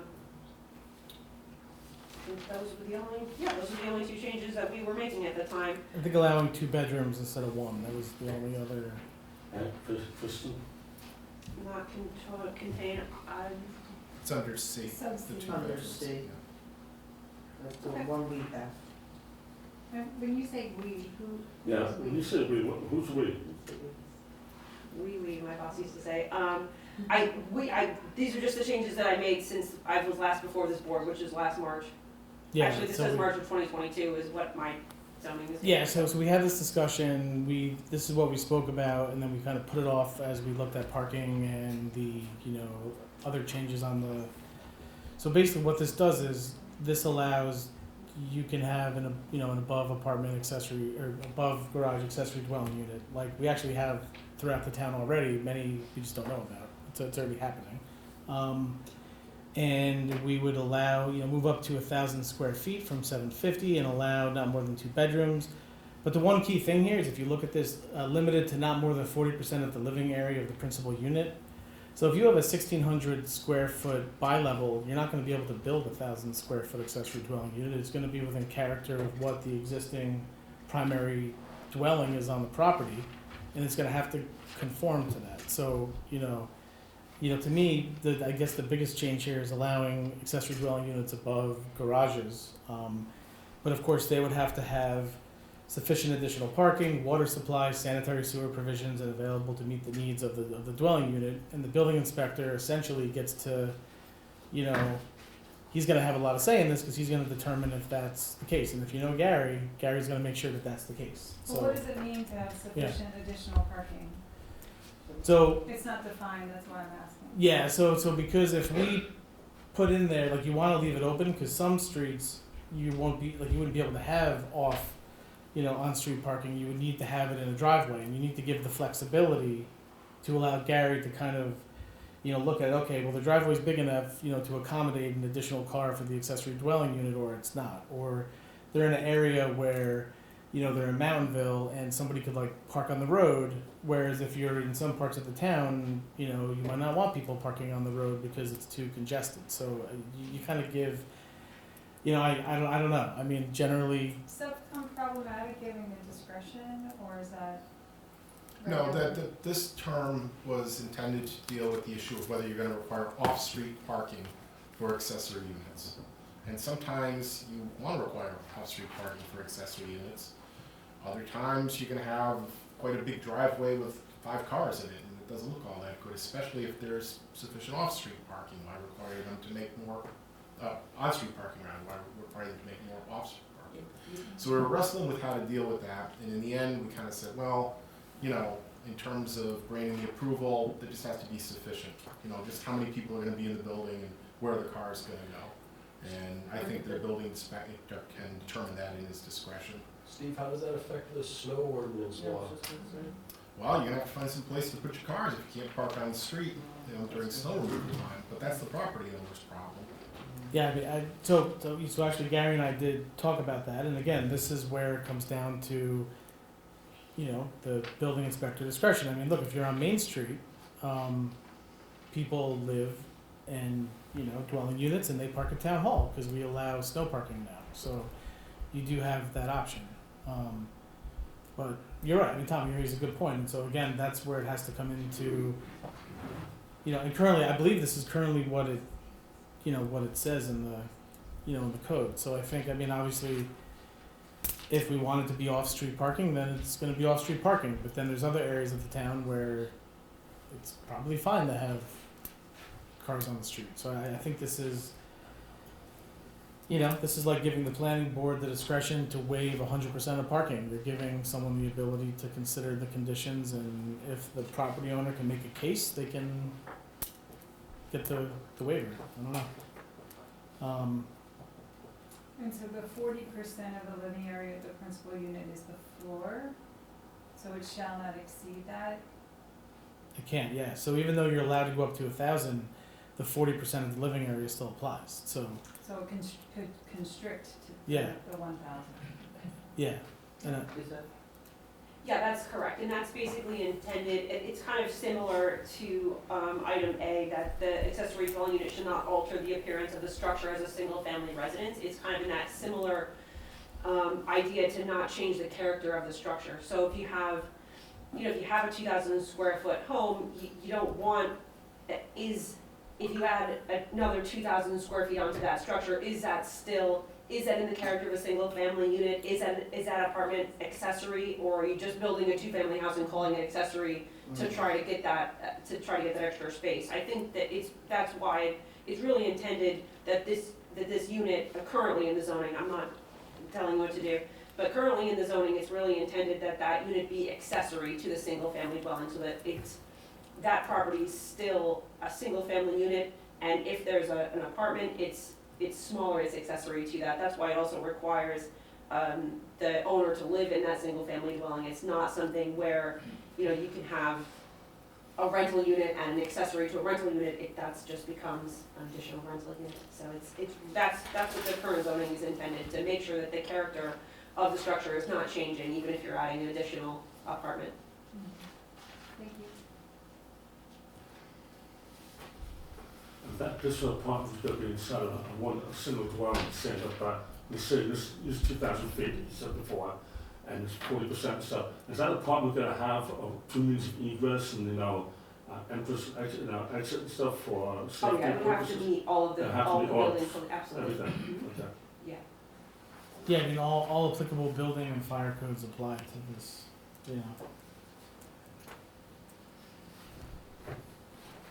So that's accessory dwelling units. I mean, you know, but please think this over, ask questions, talk to Gary. I mean, Gary also helped kind of come up with some of this stuff too. I mean, he says we don't get a lot of these built in Cornwall because of, you know, I mean, we think this kind of addressed some of those issues, obviously not all of them, but, you know, talk to Gary about it because he has a lot to say on this. You know, Kristen certainly drafted this, put this together. That's accessory dwelling units. The other just real cleanup piece, and this is just more of a, I only thought of this, and so this is definitions, daycare center. So I don't think the definition for daycare center is adequate to include, you know, UPK facilities, and I know we have a bunch currently before, you know, the planning board, because if you read the definition, I added in here, it doesn't say anything about, UPK is different than daycare. It's basically it's providing educational activities, you're following a curriculum, it's not just supervision or care of infants and children, it's more. And so if we're kind of going, in my mind, we need to add this in there to make this more applicable to all the UPK programs that are gonna be popping up, or we need to add a separate standalone UPK definition, because again, I don't think UPK and daycare are the same. So that's, you know, so to me, this is something fairly easy to add in here that would sort of, you know, but again, that's just my. Somebody who worked in a daycare for many years, I agree 100%, because it does say, this part says 6 years of age children to up to 14. So these two cannot be combined, UPK and children who are 14. Is that something that did you discuss this definition with Gary? I asked that question because the GC, your current GC zoning permits daycares, and it also permits like schools of special instruction. But that's not UPK either when you look at that. I think from a definition perspective, from if you're the teacher or you're sending your child there, I don't think it's exactly the same. But I think from a land use perspective, and if Gary is permitting UPK as something that's already in the zoning, I just wonder if you really need to, if it would already be permitted is what I'm thinking. Yeah. Well, it should go under one or the other, don't you think, Kristen?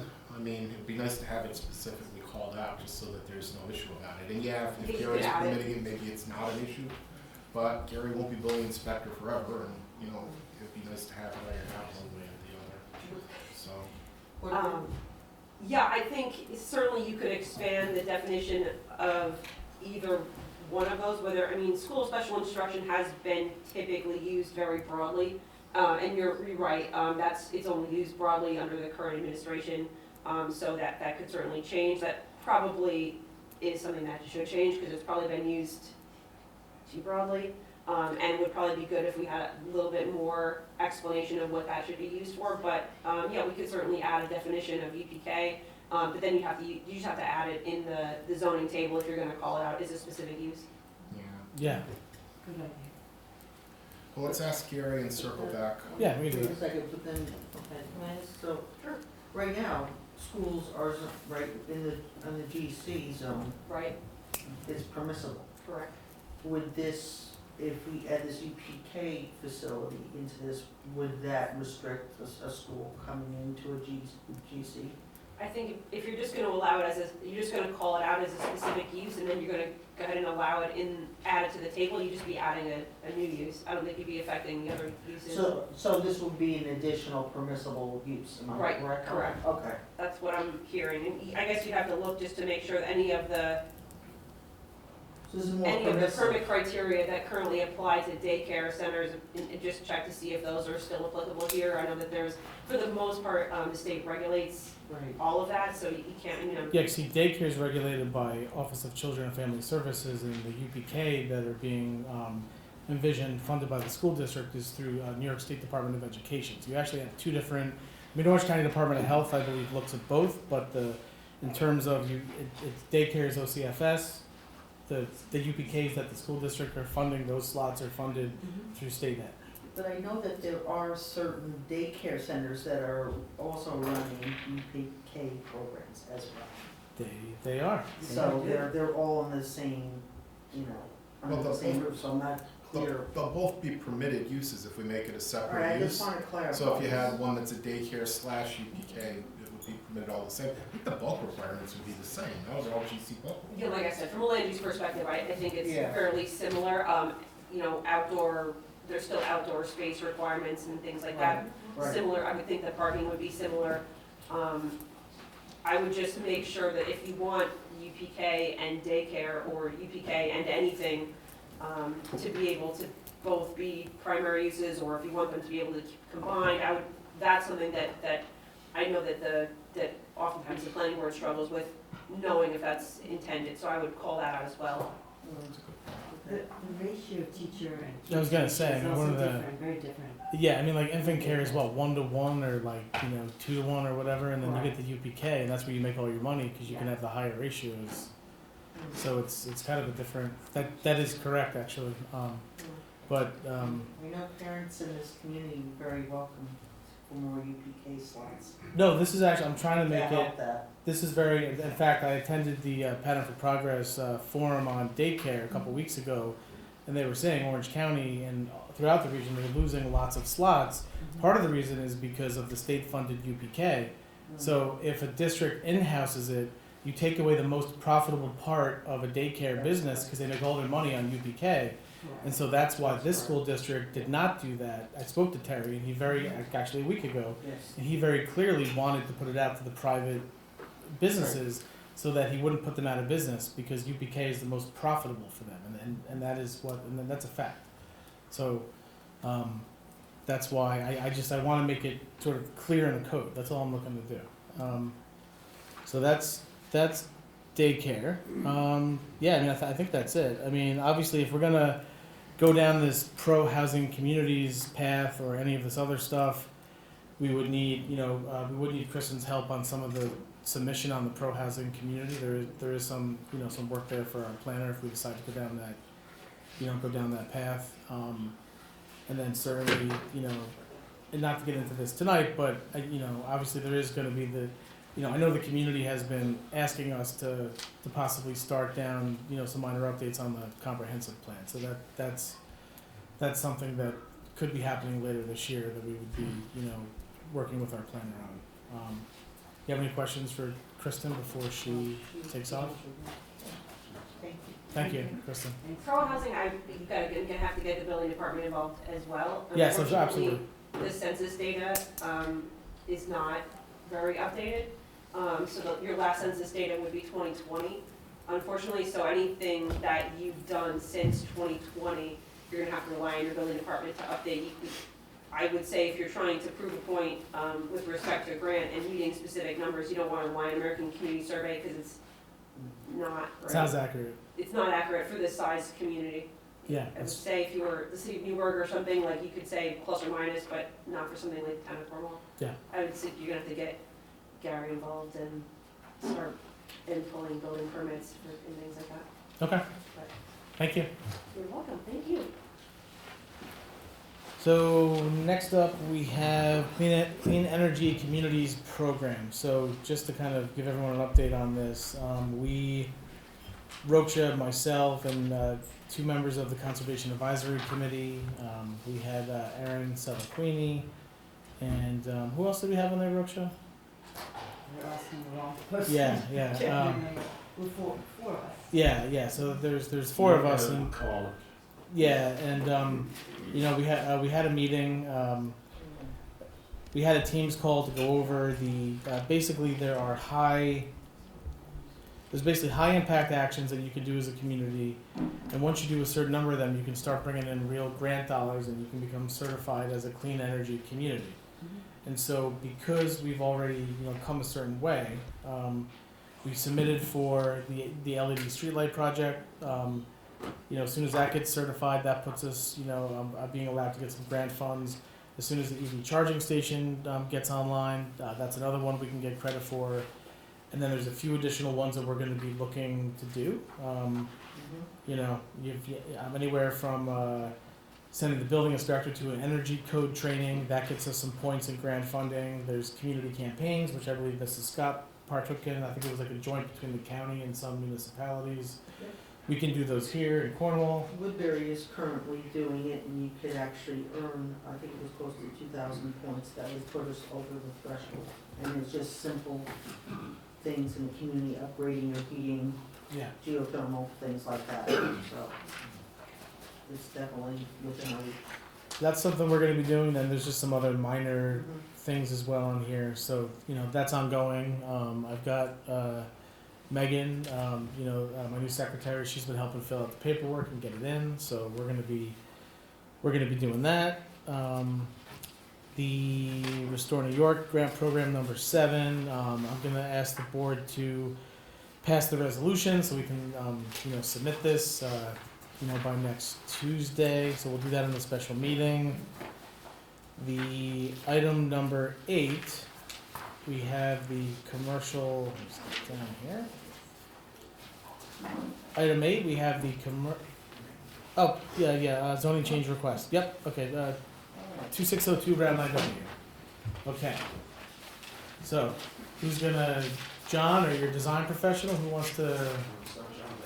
Well, thank you to supervisor and the board for giving us the time. We're excited about the proposed Air Guys building, and this is the first part of this adventure, and I'll defer to the learned Mr. Mealy. Good morning, good evening, everybody. My name is Mike Neely. I'm the engineer for the project. Why we're here tonight is we're currently in front of the planning board. It's a proposed 11,900 square foot building on the north end of 9W. I don't know if you're familiar with the property. I don't know if you can see the pictures. It's pretty much Ginny's, then the Cadet Motel, and then there's a vacant piece property. It has the cheddar wagon there now, I believe, right? Yes, the cheddar wagon. So, Yes, I'm not sure, but according to the Stebbins, yes. So currently, we're in front of the planning board. The issue is that the zoning line runs directly through our property. So it's highway commercial, and then the other half is SR2, which is residential. So just giving a little bit of history, I don't know if anyone can see this. I can. You go ahead. Thank you. Because I'm trying to see it on here too. And thank you. So just looking at this exhibit, Right. back in 2017, this is how the parcel looked. Right. Not the parcel, there were 3 lots, 1 lot, 2 lot, 3 lots, which also then corresponds to, if you look here, this is the town zoning map, which perfectly matches what's here. 2017, there was a lot line change done, which then created this, 1 lot, 2 lot, 3 lot. Our lot is this lot in question, but in 2017, they did not address the lot line. So currently, if you kind of get rid of this, now the lot line would go directly through the property. So I'm going to turn this over. So currently, this is where the lot line is now. This is our parcel in question. Lot line goes right through. Mike, when you say the lot line, you mean the I zoning? mean the zoning line, I district? apologize. The zoning boundary line goes directly through the center. Understood. So given the rules and the zoning, it's almost making it unbuildable because of the rules of SR2 versus commercial.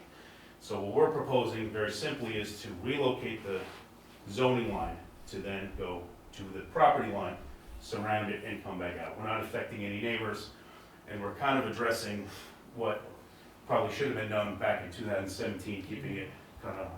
Before they got partial conditional. Correct, keeping the entire, which, well, right.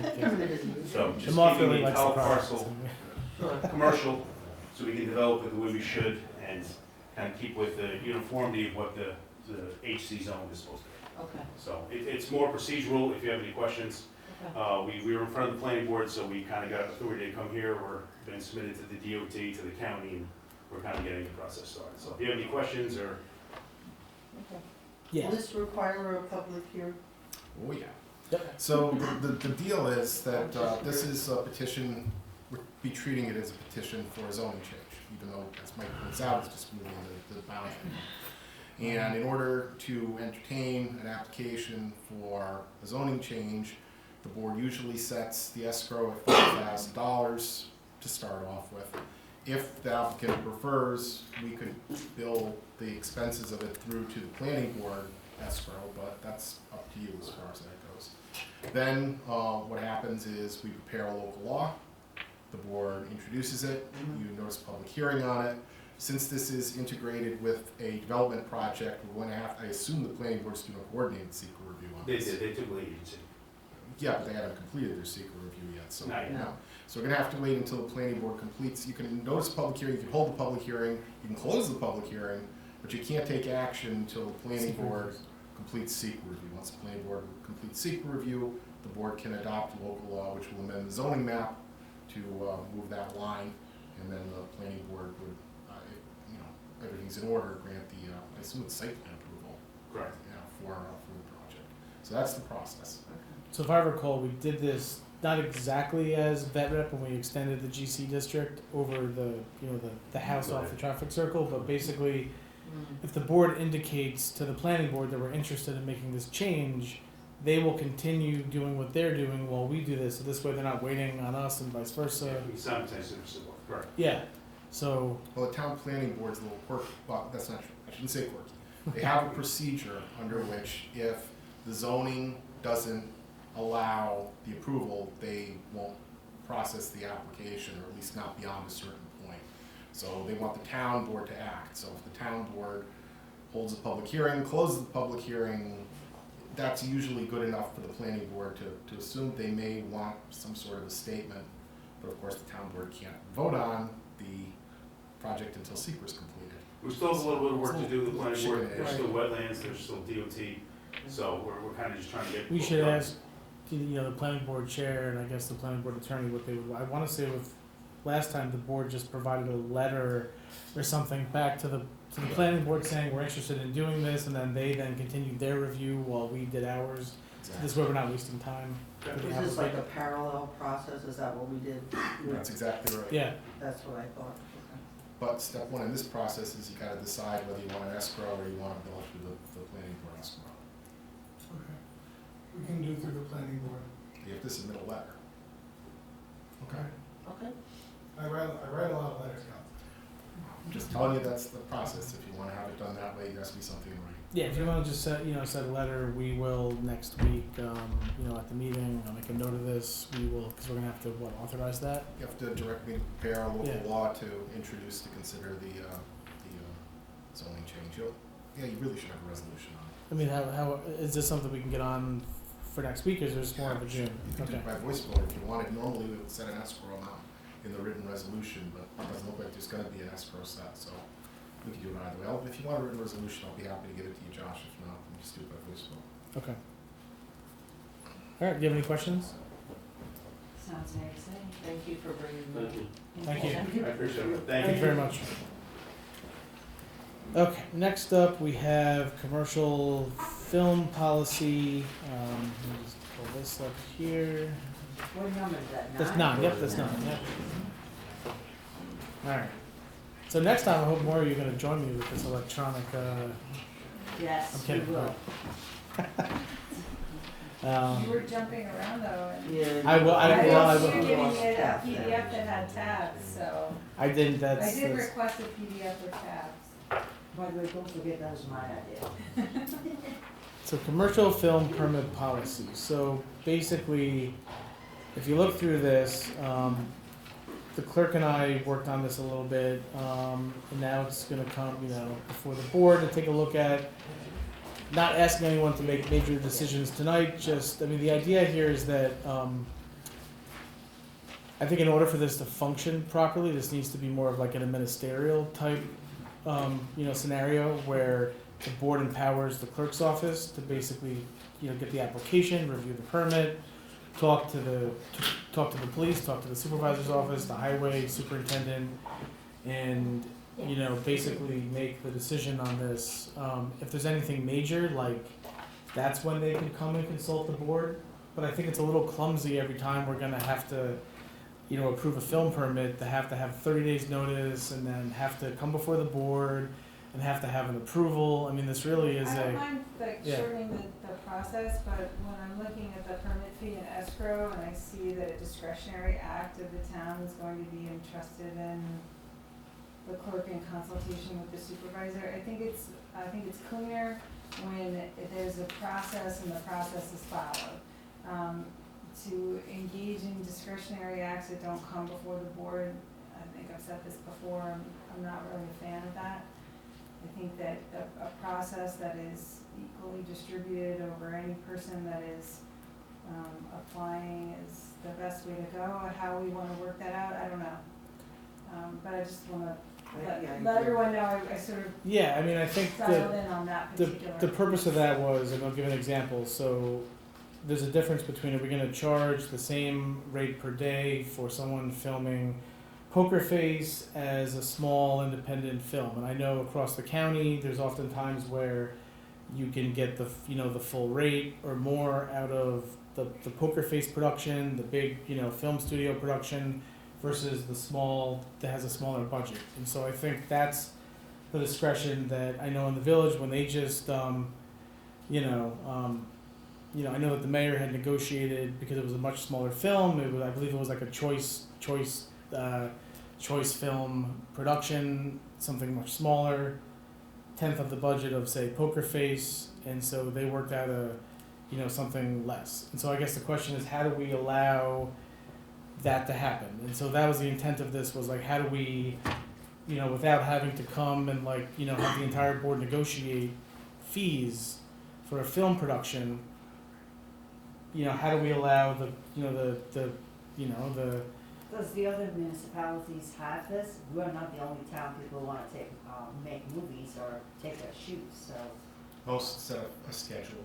Okay. It's X. Now you can make a sliding schedule depending on the people involved and how many days are involved, things along those lines. But to have not saying you can't do it. You certainly could do this if you wanted to. But it would be. So the question is so we have to figure out what does the schedule look like, and how do you determine what the schedule looks like? So maybe that's something that we could talk to Orange County Film Office on, like what are typical schedules that we could put into place? Because you could have a very small budget film that's going on, but they could be taking 3 weeks, and they could be by different, there's a lot to go into it. It's not just the budget. If they need certain parts of the road closed off or things like that, it's gonna impact the community. You really do have to consider those things as well. So I don't think, it's just budget. But that's why highway I agree superintendent, with police. council. And so I think that, we're not taking that out of this, that's still gonna happen. I think the rate for the officers is really low. Well, this is what we currently have in place, and in some cases we get,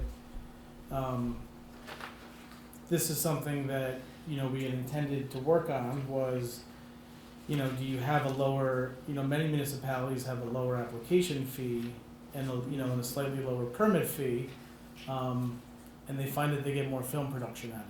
Because obviously, film production companies are gonna go I where, also think it depends on how frequent our town gets these requests. If we are in a high demand, like let's say 10 filmmakers are here. I just had something come to my email today. Then we make a little bit less, Yeah. But if they're like twice a year, so. No, it's definitely not twice a year. We get a lot of private too.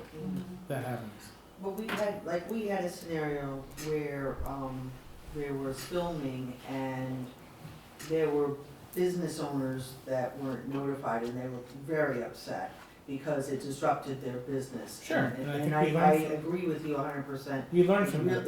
Right, so that's why I think it shouldn't be discretionary, we should know what the process is, so that when people are, the people who live here are upset, you can say, okay, here's the process, and it was followed, and. Yeah, I don't necessarily think Yeah. repetitious things should have to come before the board unless there's some law that requires it. Right. I just don't, I'm just concerned about the discretionary, Exactly.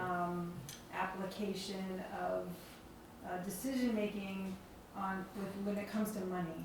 I'd really just like it to be very clear-cut and expected. If it's a Mhm. sliding scale, that's what it is. If the project's a certain size, however they wanna be able to show proof of that.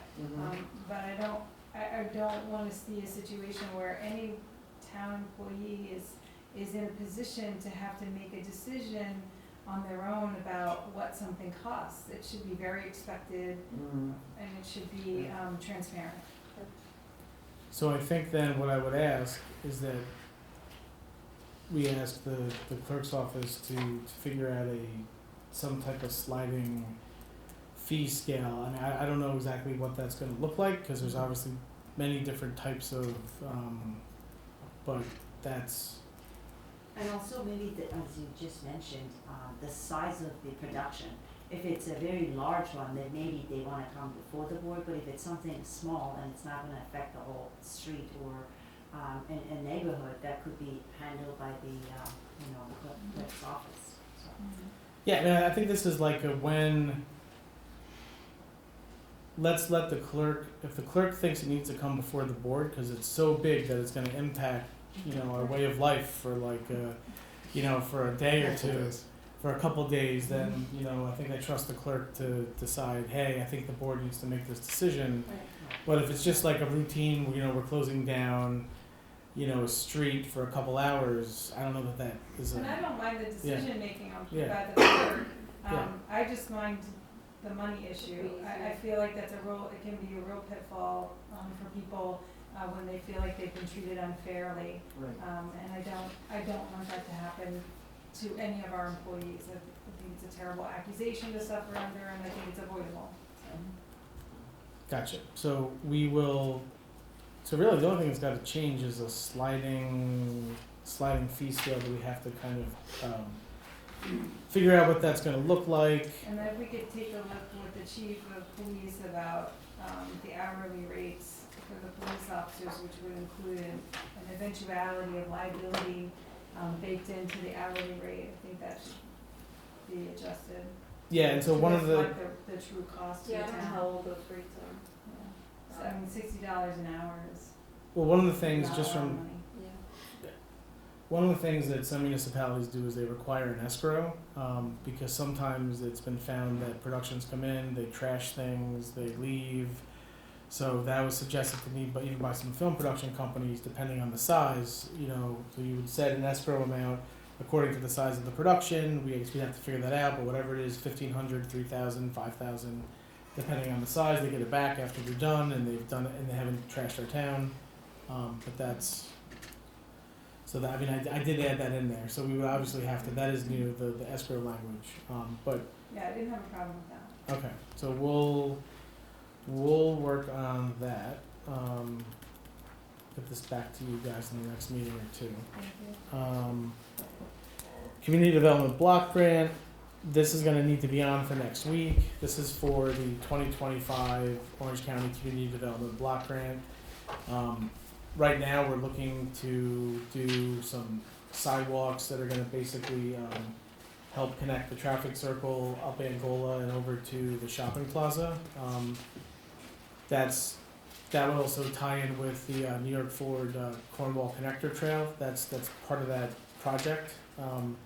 We had, at one point, we had thought maybe we could do some sidewalks in front of the middle school, but there's really just too much involved in trying to get that done.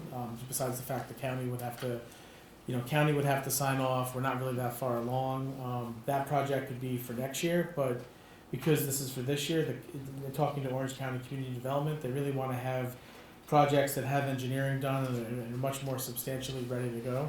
So that sidewalk project in front of the middle school could be ready for next year. So, yeah, I'm saying if the county signs off on it, if the school district wants it, if we decide to do it, but that's when I would put that one. So are we gonna have another plan in case the county doesn't? That would be for next year. This one, they've already all but said to me that they like the Angola Road sidewalk to the traffic circle because They like the fact that it's backed by the State New York Forward project. They like that, and it's ready to. So that would be the one that I would have on for next week to vote on, so we could submit the application to the county that's due in June. I misunderstood. Yeah, I sorry. apologize. I thought you said the one in front of the middle school. Yeah, that one's gonna be 2026. That's gonna be 2026. Okay. Well, we'll get an answer from the county about. I hope, I'm sure we will by 2026, yeah. Ambulance district, so, look, some of you asked me to put this on. Did you take Are off we 11? skipping the 11th? Oh my God, sorry, I skipped it. Okay, sorry about that. That wasn't intentional, by the way. Alright. No, it really wasn't. Alright. Terms of office and term limits. So I know I put this out there. Steve Gabbis sent everyone a memo on this, with how it would have to be done. Term limits can be done either legislatively or through referendum. Extending terms of office have to be done via. They're subject to referendum. Yeah, they're subject to referendum. Mandatory. Yeah, sorry, mandatory referendum. Look, I happen to think that having 4-year terms for supervisor, clerk, you can make the case for receiver of taxes. I've had discussions with, I know that the clerk is interested in 4-year terms. Like adding that in as a, that's good government. Supervisor, receiver of taxes. Having a longer term, look, it's good government. It allows you to, to basically to get in. You learn on the job, you gain experience, you can complete important projects and initiatives. It makes municipal government less political. You're not running for office every other year. That's one of the reasons why it's done. If you look at some local examples, town of Chester has 4-year terms for supervisor, town of Monroe, town of Warwick. Cities, I think, are pretty common. You have Middletown and Newburgh, town of Fishkill, town of Ramapo, village of Haverstraw. There's a whole bunch more. I just cited these. So that's the 4-year terms piece. Term limits, look, I think that term limits make government more responsive and, and responsible to the public. It basically, I don't think executives really should have any more than either 2 4-year or 3 4-year terms. I just think if you look across, it kind of, really these are not lifetime jobs, right? These are, it helps ensure like new and innovative ideas. Versus people just trying to stay empowered, not being innovative. I think term limits gets to the heart of all of that stuff. It kind of just ensures that you're getting people in, they're working hard, but they're not staying too long, and eventually they're getting out of office. To me, 8 or 12 years, for at least for the chief executive, to me seems like a reasonable amount of time to have an office. And in fact, what you see often when you go to the 4-year terms, they often combine it with term limits, and they often go to either 8 or 12 years. That's what I've seen when you look at it. And so that's, I think now's the time to do it. We are, moving to, to even year elections. We're going to have this interesting situation next year where, we're going to basically have, people running for 1 year, for a 1-year term, and then you're moving to even years, and then you're gonna then have to run for another 2-year. So if you're gonna do it now, you can try to align it with even year elections. That's one one way to go about it. So I'm putting it out there. I know some of you probably have some opinions on this, but remember though, ultimately the voters decide this, and they could decide all of it. So if, even though you may have opinions, ultimately let the voters decide. Put it on the ballot and let the voters decide in November. And to me, that's who's gonna who should decide this. That's my pitch. I think as a supervisor, if your term becomes 4 years, it's also synchronized with the council members, like all of us.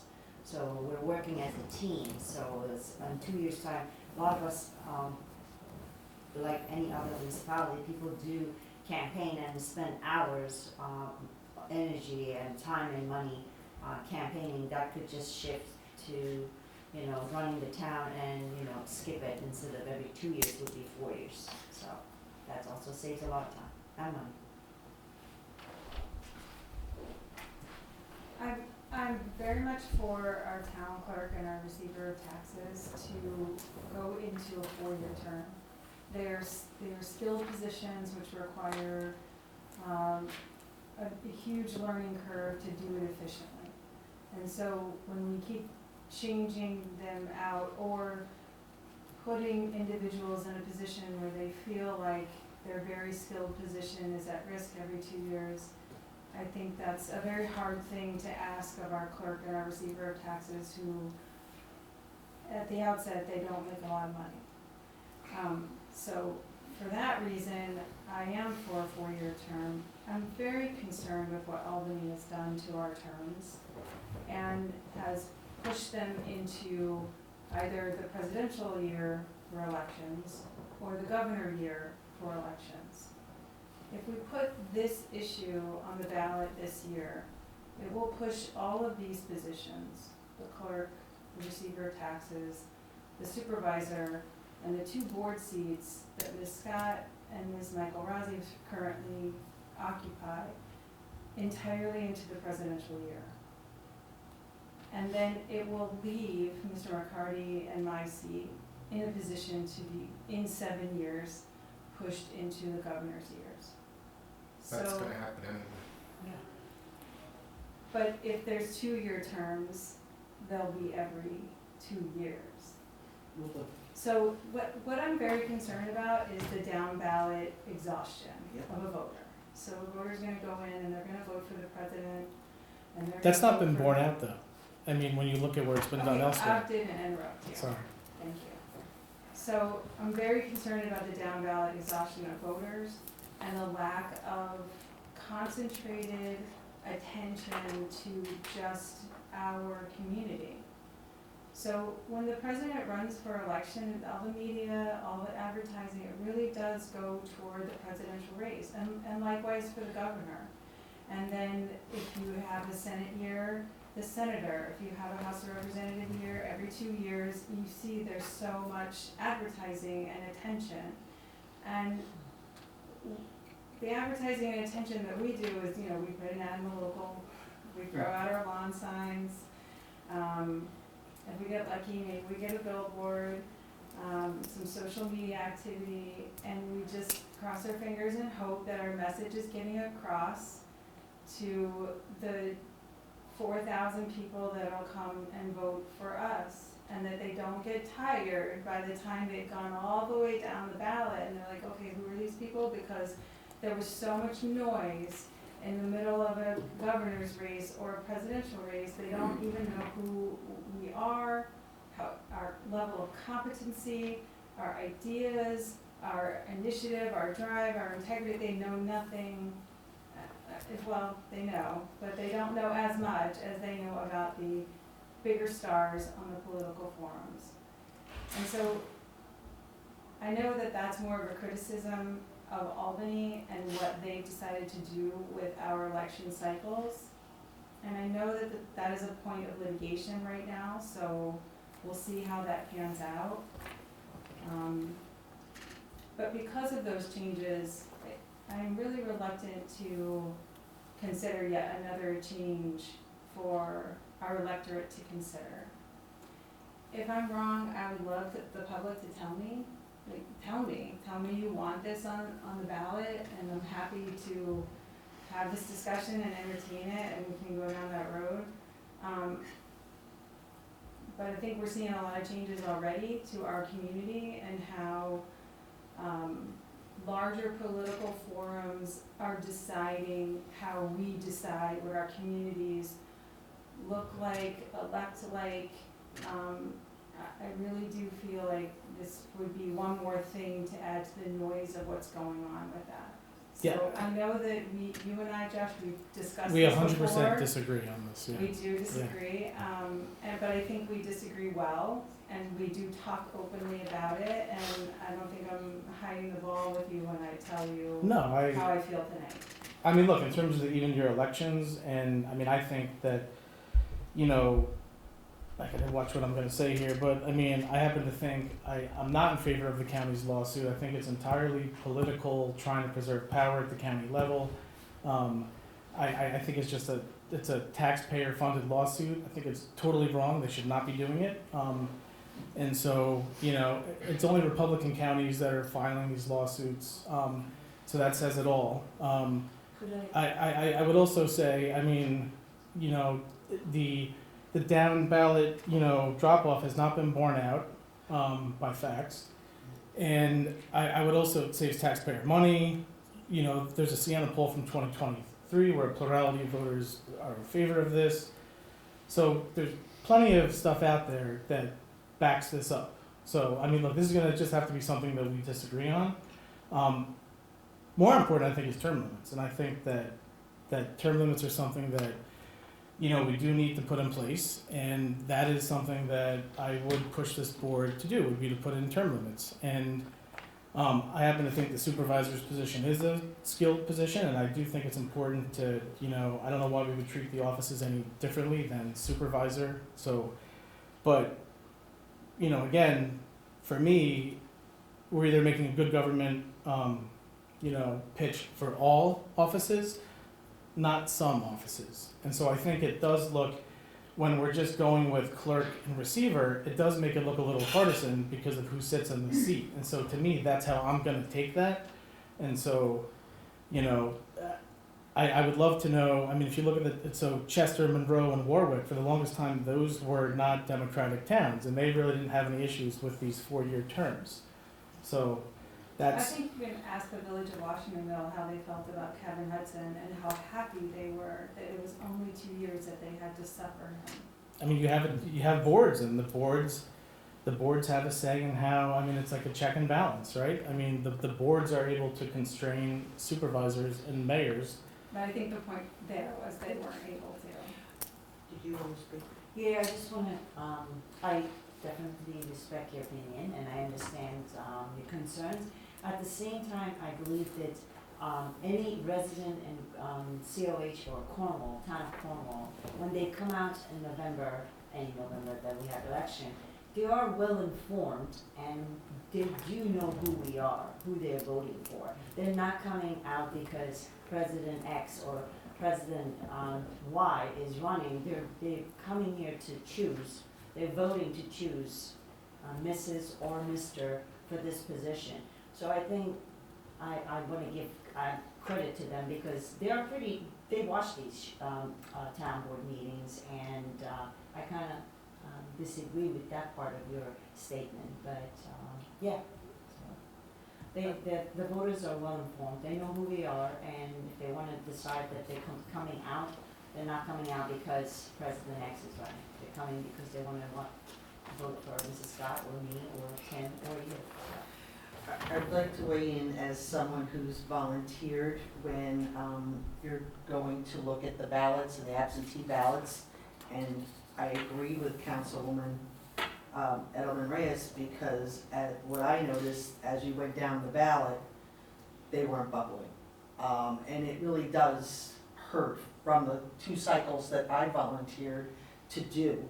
And I was looking for judges where I was overseeing, you know, it was a recount. I could see down the ballot they were getting significantly less votes because people do get tired and there's a lot of things on there. With respect to the terms of the office, the town clerk and the receiver of taxes, respectfully, they do not create policy. The town supervisor does. So that's a big difference between this. The clerk is providing some very essential services, so are the receiver of taxes, and we must agree there is a lot of training involved, especially now with the online and the payment, all the different ways you're maintaining records. So that's one of the reasons why I hesitate in doing all 3 of those offices the way they are. As someone that if I choose to run for re-election, the first time I ran for election, it was to fill the vacancy. I had to run right away again. So I understand what it's like to run on shortened terms. that's just the way it is. That's how I feel about it. So I agree with that we should really look before we leap on this. Yeah, my take on it is, look very short and straight. I really need like personalities out of it, doesn't matter who's in office, who's in the position. I kind of hear what the supervisor is saying, reference to like you're in office, you get wet, and then you learn the job just a little bit, you have to start running again. And it doesn't matter who's in that position, what party they are, him or her. But also understand what Councilman Reyes is speaking about. You know, and I do agree with that. I think terms, I'm 100% about terms. I think that terms should be put in place for all parties. That's my take on it, for council people and for supervisors, the people that make, you know, policies, not necessarily for, you know, for the clerk, because a clerk provides a vital service to the town as well as to obviously their taxes. So I don't think there's been terms on those positions, but that's just my take on it. So, okay, so I'm taking that you're okay with potentially term limits, you're still kind of weighing the 4-year terms, you're not fully there? I'm not fully there now. Okay. The terms definitely, yes. Okay. But I understand, you know, for to go a 4-year term, and I have to go for the referendum and. Voters will ultimately decide. The voter will ultimately So decide. that's sort of, I mean, whatever they decide, that's really the only way to have the voters decide, really, is to have a ballot referendum. But because I understand what Ken, you know, was speaking about before and stuff, and especially in a presidential election, you know, when we run as individuals, and I understood what, you know, Councilman Scott did, you know, ran for a vacancy for 2 years in a row, one vacancy filled, and then a 4-year term, and so I did back to back also.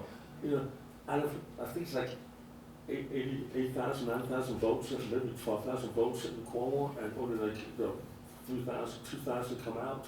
Then a presidential election comes in, and which is going to happen, you know, obviously this year, and we'll probably get like maybe 6,000, maybe 7,000 people come out for it, and they're just going to vote for president, you know, vice president, and maybe, by the time it gets to council, they're not even going to put a dot on paper.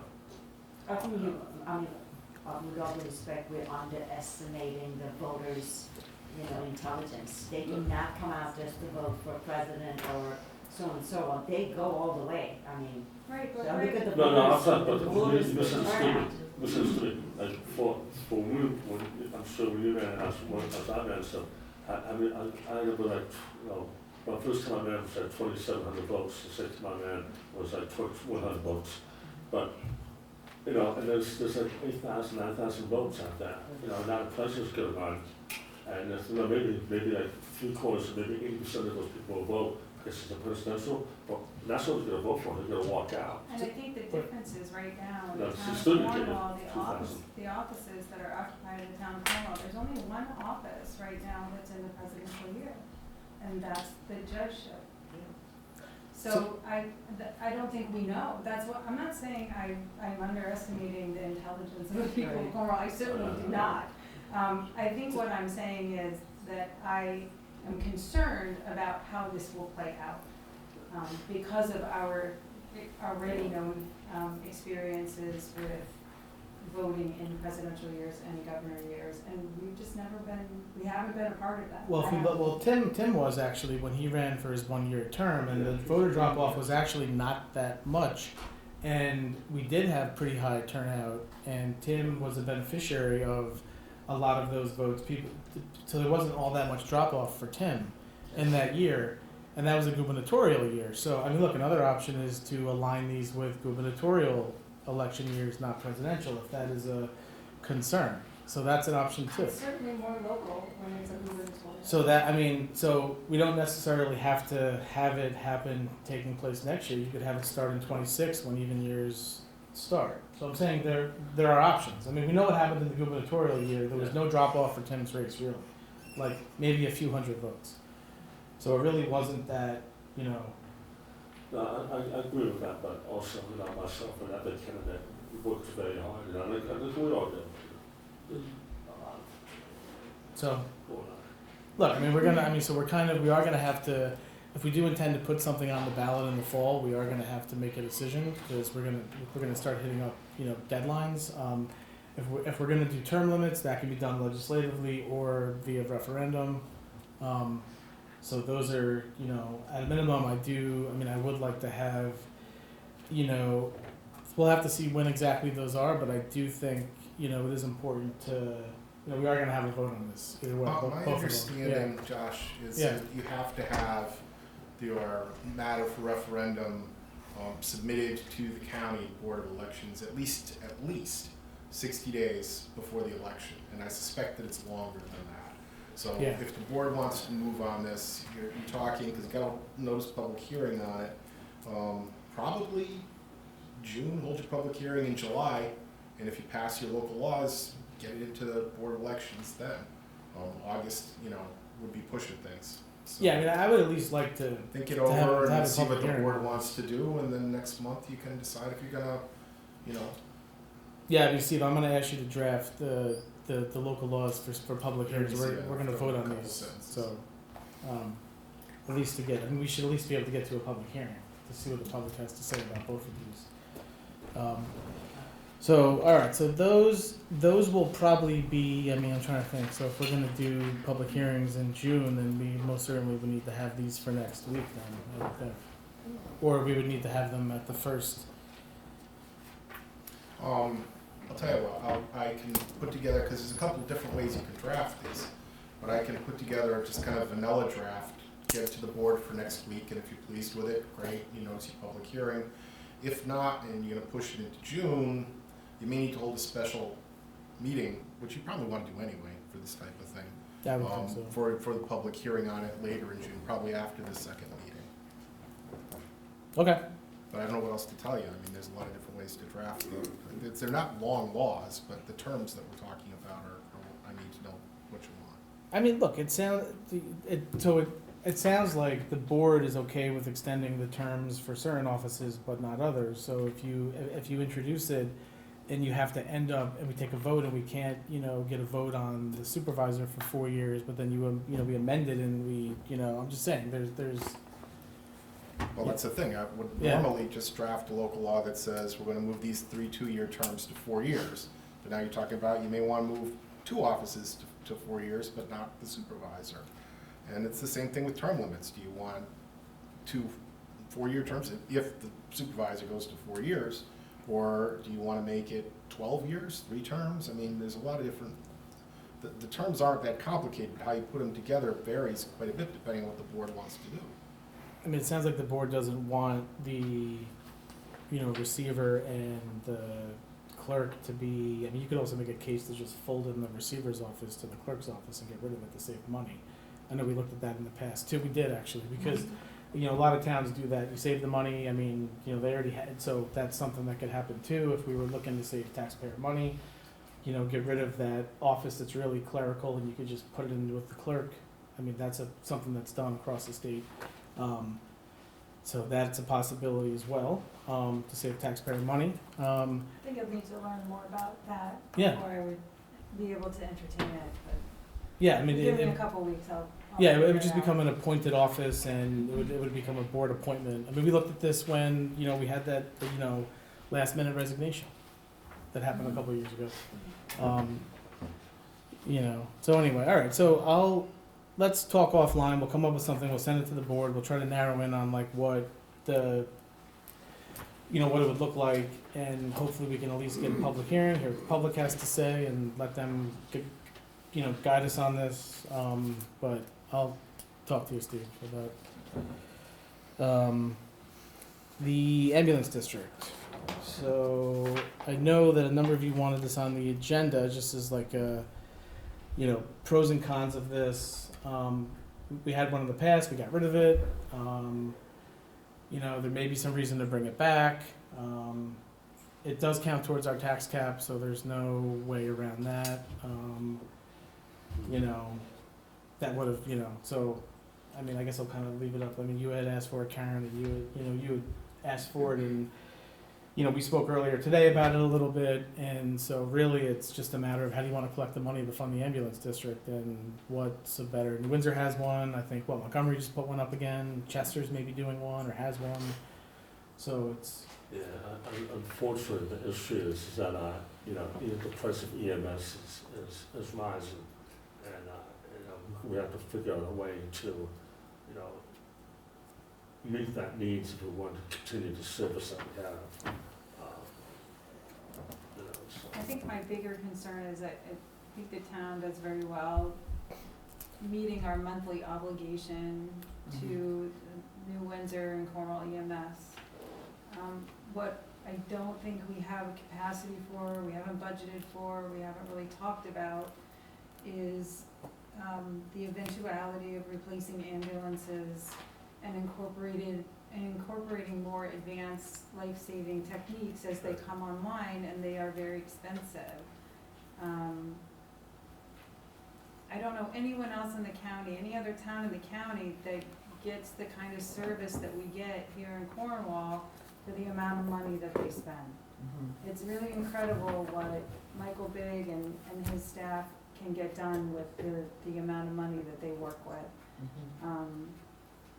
And I know that New Windsor, because they have the tax district, they are able to, in lump sum, meet grant obligations, meet other financial difficulties that they encounter that require things like a $250,000 ambulance that they're just buying.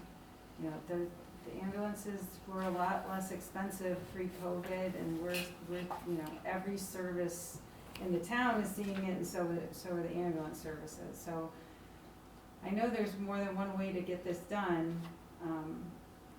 What I'm concerned about is if we don't have a dedicated line for the ambulance service, be it a tax district, if we're not budgeting appropriately for it, we're not gonna be able to meet the, impending $250,000 bill for an ambulance and other eventualities that occur, at least with respect to Cornwall EMS, our part.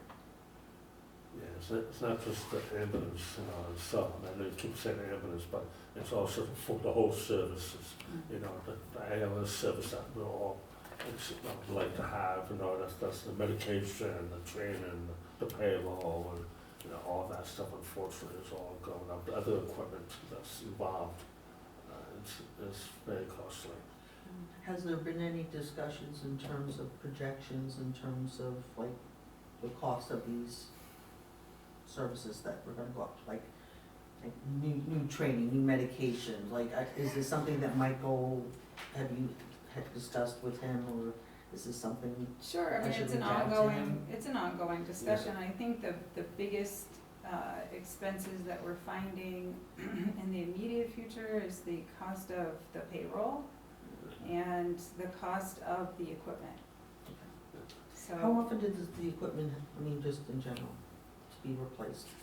What's the an ambulance lifecycle? runs, 3 to 6 years, depending. Fly cars are probably more like 5 to 8 years, 5 to 7 years. It really just depends on the use. The great thing about NUVAC is that they have a nice fleet, and when they came in to the town, they provided 2 new ambulances. I mean, the town obviously contributed to that, but because of the way the cash can flow, and with the support of the town of New Windsor with their tax district, that organization there is able to do things like match the funds on a grant that requires the purchase outlay. We would never be able to do that in Cornwall as it existed before, but with the partnership with New Windsor, they were able to do that, and Cornwall directly benefited. I'm just saying that in the future, that might not be available to us, and we need to plan and budget appropriately. so look, obviously as far as equipment, our contract, we start the last year in June and expires next year, so obviously as part of new contract negotiations, there's certainly a lot to consider.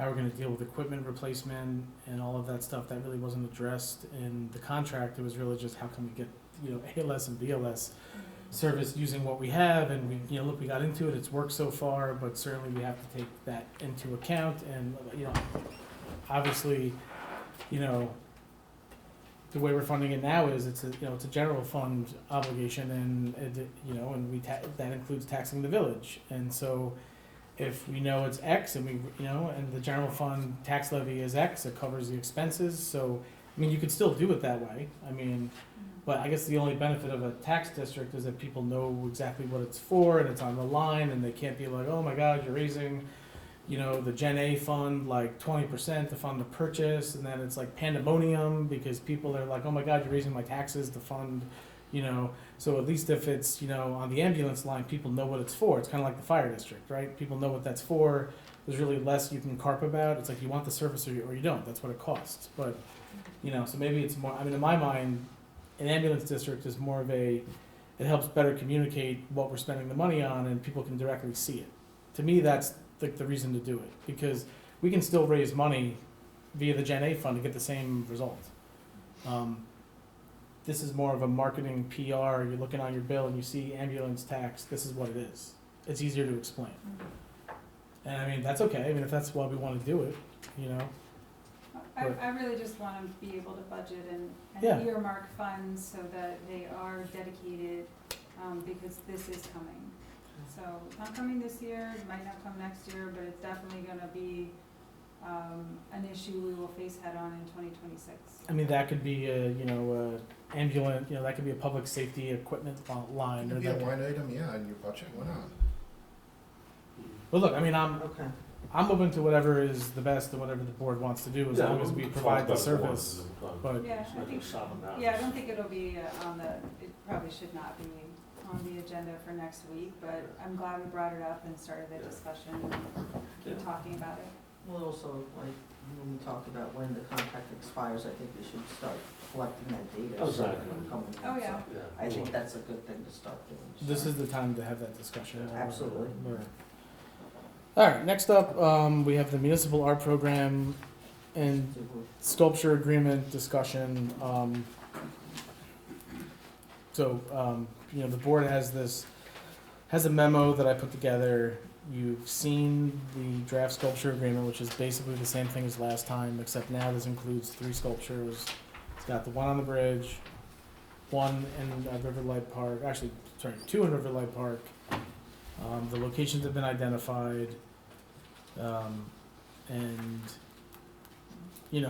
order to pull this off, we have, these estimates for cost. We know it's $50 a sculpture, so that would be $150 if you're including the 3 sculptures. You've got concrete estimated somewhere, it could be anywhere, I think you had $800 to $1,200 a sculpture depending on, but that was a different footprint.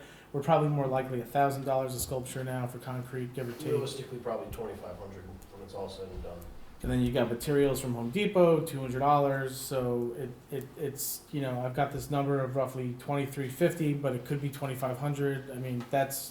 I don't know but I would say it's really no more than $2,500. It's really, you don't know until you have because the concrete gets metered right when it comes off the truck. So whatever you spend, that's what your bill's going to be. We measured, we got a pretty close estimate. We have private donations right now, $1,000. So the estimated investment from the town is as little as $350. I would say as much as $1,500. That could come from EDAC. From that budget line. This is a Gen A expenditure. It would tie in with the Hudson Valley Arts Weekend. I would also remind when we look at the actual sculptures themselves, or rather the concrete pads, these are going to be permanent. If it's not Vivian's sculpture in 6 months or a year, it's a bench. It's another sculpture. It's another town item that's going to go on there. So even though Vivian's sculptures would go on there first, it would be a bench.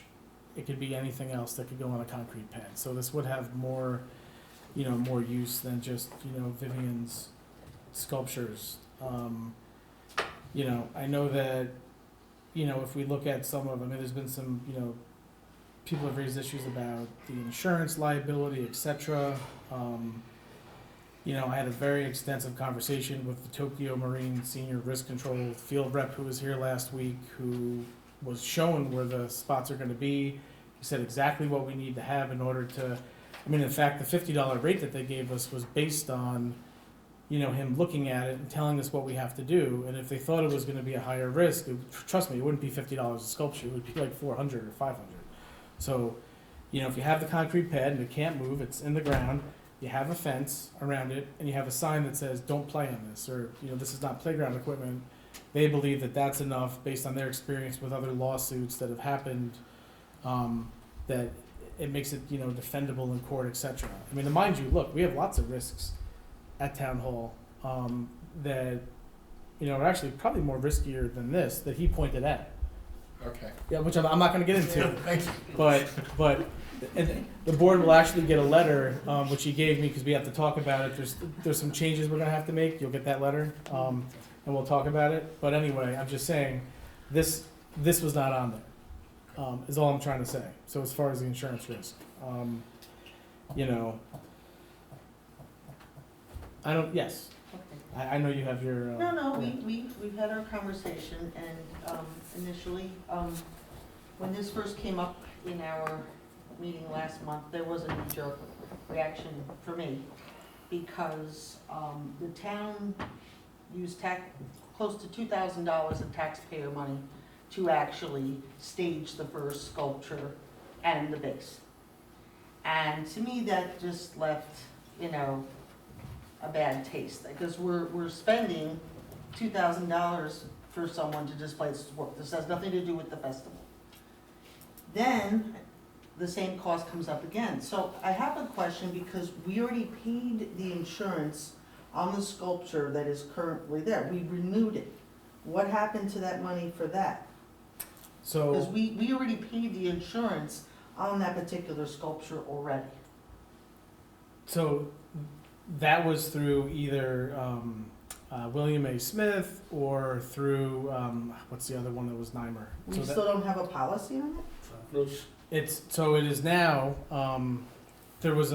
This was just picked up as a catch-all in the renewal, but they did not renew at the same rate. In fact, they just picked it up as, you know, but because we specifically asked them about the 2 new sculptures, they're now going back and they're saying, all right, we're gonna charge you $50 for this and these other 2. Right, but My I thought when question we would did the Reese group, and we voted on that contract to insure the town, my recollection is, and correct me if I'm wrong, that the sculpture that is presently on Bridge Street was included in that insurance policy, that we have a present insurance policy that we are paying on now that includes that particular sculpture, and so that we would just be adding the 2 We just have to additional. specifically, so this is actually gonna be, she's taking back the orange one and we're getting a yellow one, a new one, right? Because she's ending that loan. The initial agreement is past that loan period, so she's giving us a new So sculpture. then would we? So this is now, we now have to,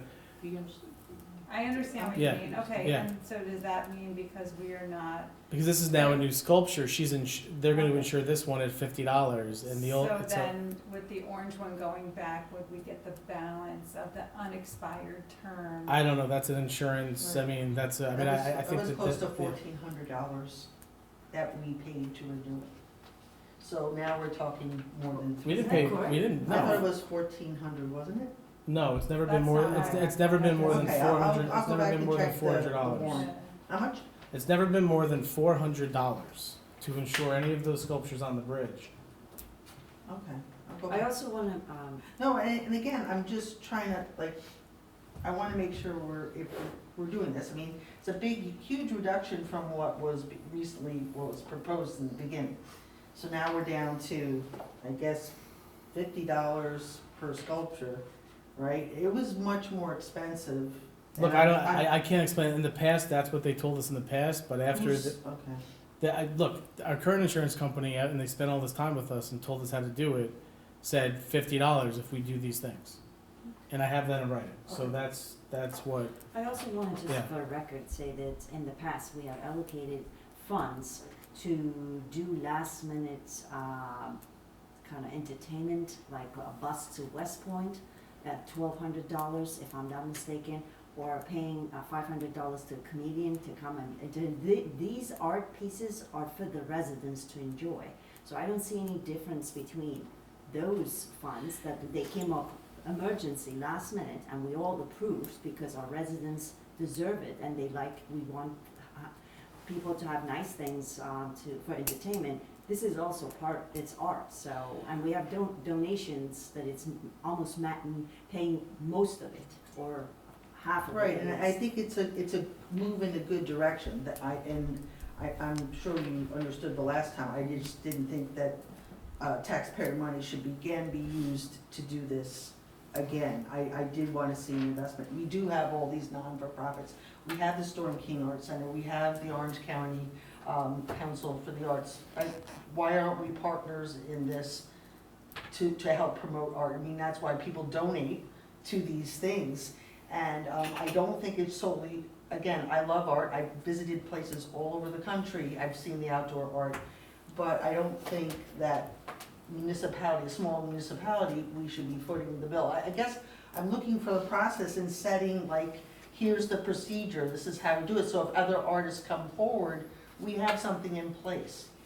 And well, I am encouraged by the submission by the revitalization committee with the application process that a different artist could undertake in order to be considered for the next round of this. right, and it gives them an artist. It gives an artist, because I don't think there are artists that actually know that this opportunity is actually available. Now they're going to know. And I think if we Right. have these for a year and then another artist comes along and applies, I think that would be a wonderful transition to it, you know, and like we've said before, you can't get a piece and maybe Vivian wants her things back, and then we put a lovely bench, and these are obviously park and lovely areas where the installations will be, so they would be bench appropriate areas.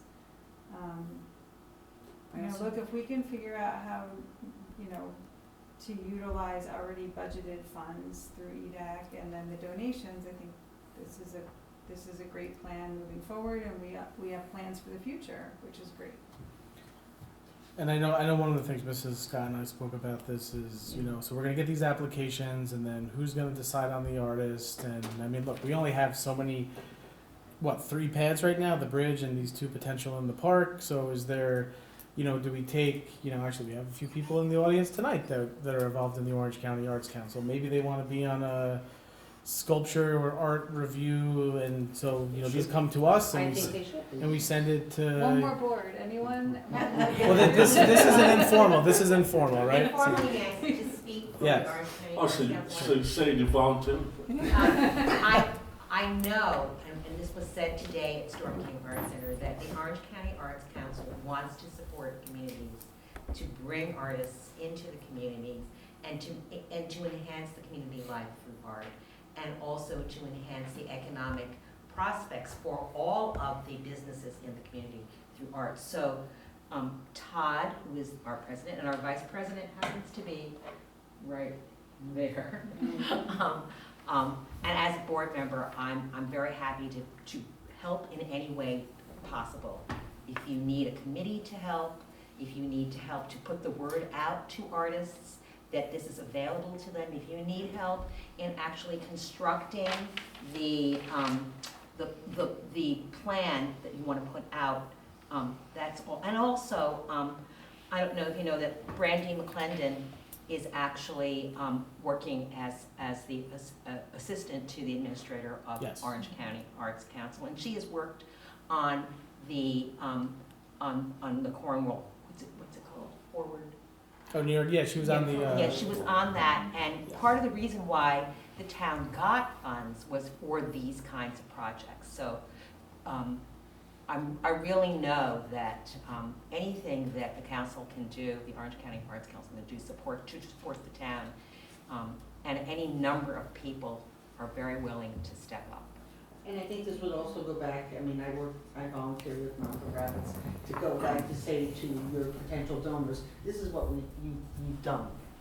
because I'd like to see more of those partnerships. I think there are a lot of really good nonprofits, but again, it does have to be a partnership, and I feel more comfortable with that because you can say to the taxpayer, why are we paying for this, right?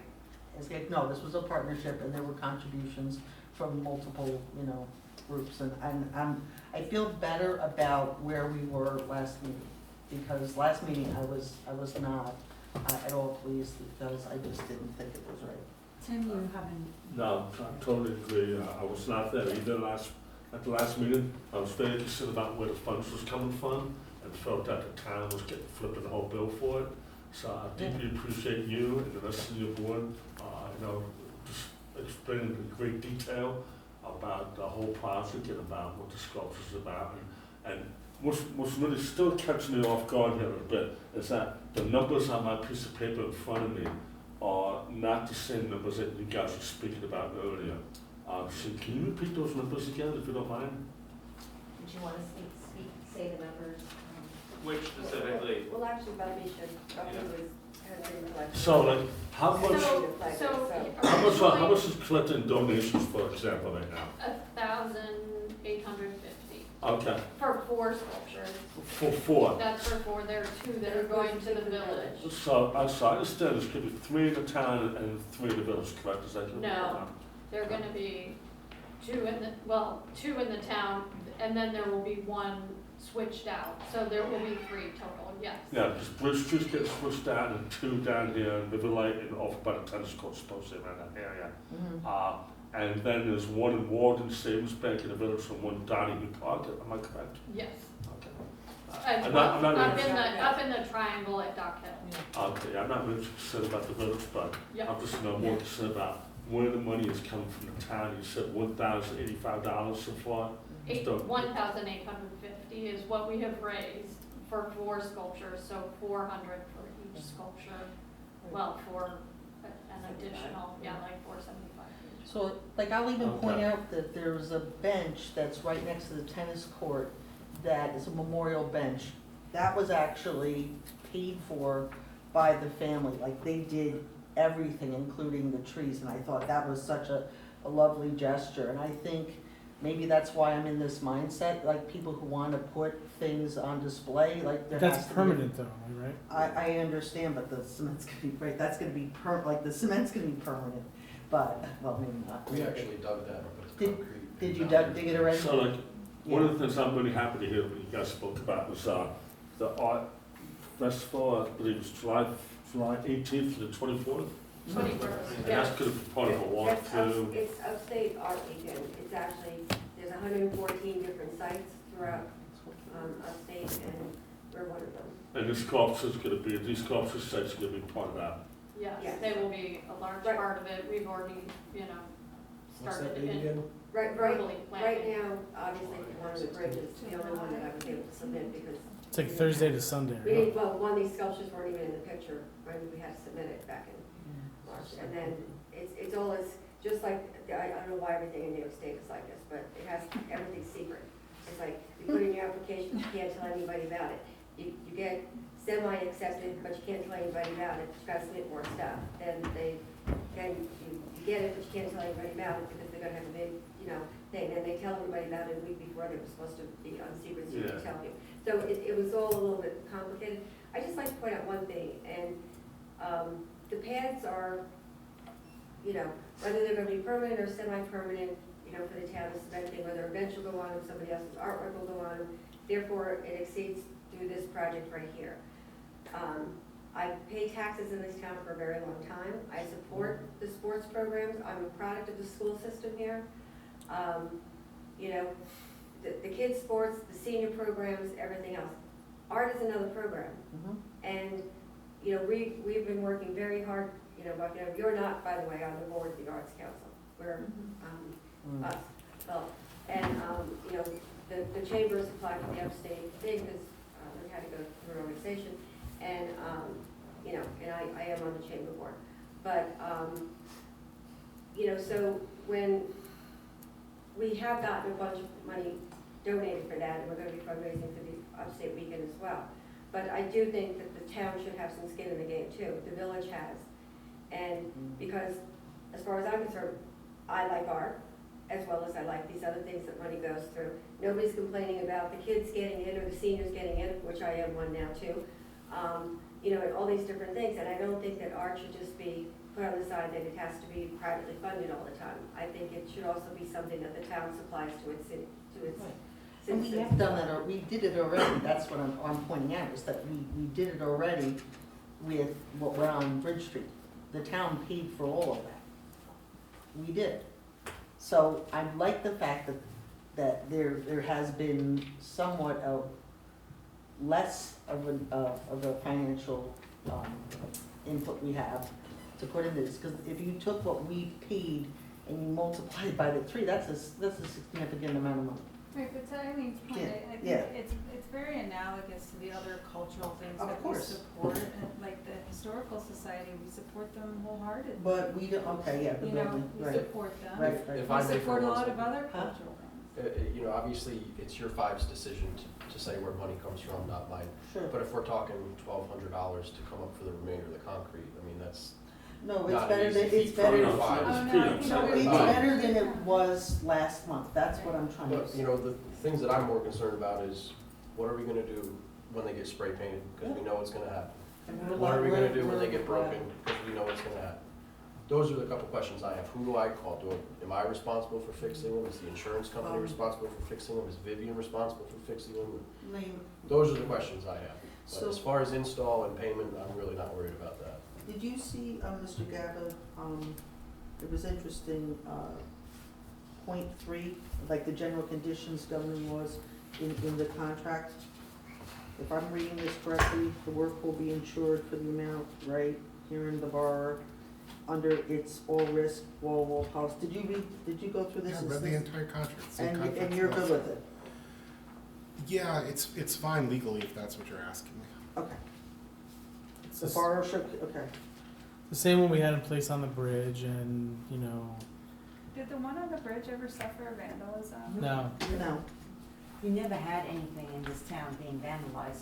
I just named 2. I want somebody to come forward and say, oh, we have this wall. Back of the I'll historical take you for a society. ride Yeah, tomorrow. it's in the back of it, and it's a. I'm just saying that there has been. His house. Brooksha, I'll take you for a ride. Every street You'll- sign's getting tagged, Yeah. every building, that Yeah, public Well, those are not bathroom, ours though. That- lumber that's different. cottage, the They're Little League not art. cabin.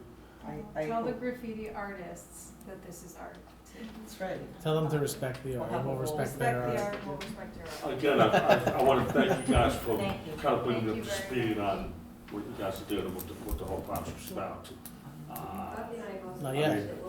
I'm gonna brush I'm through gonna all just this. about the- Like, we need one more down. We'll be back, we'll do any of the things to make it happen. I really appreciate the buy-in, though. I really think it's amazing what you guys have been able to put together in a short period of time to wholly support this.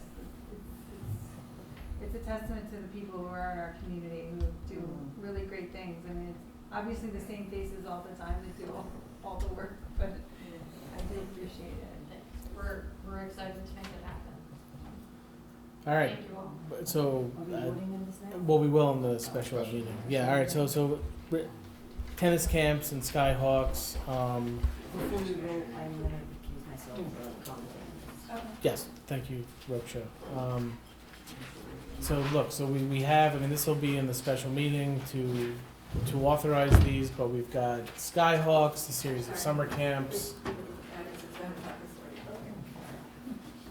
We have Skyhawks, we have Orange County Aces, and we have Sportsplex. These are all tennis summer camps that, you know, are currently before us.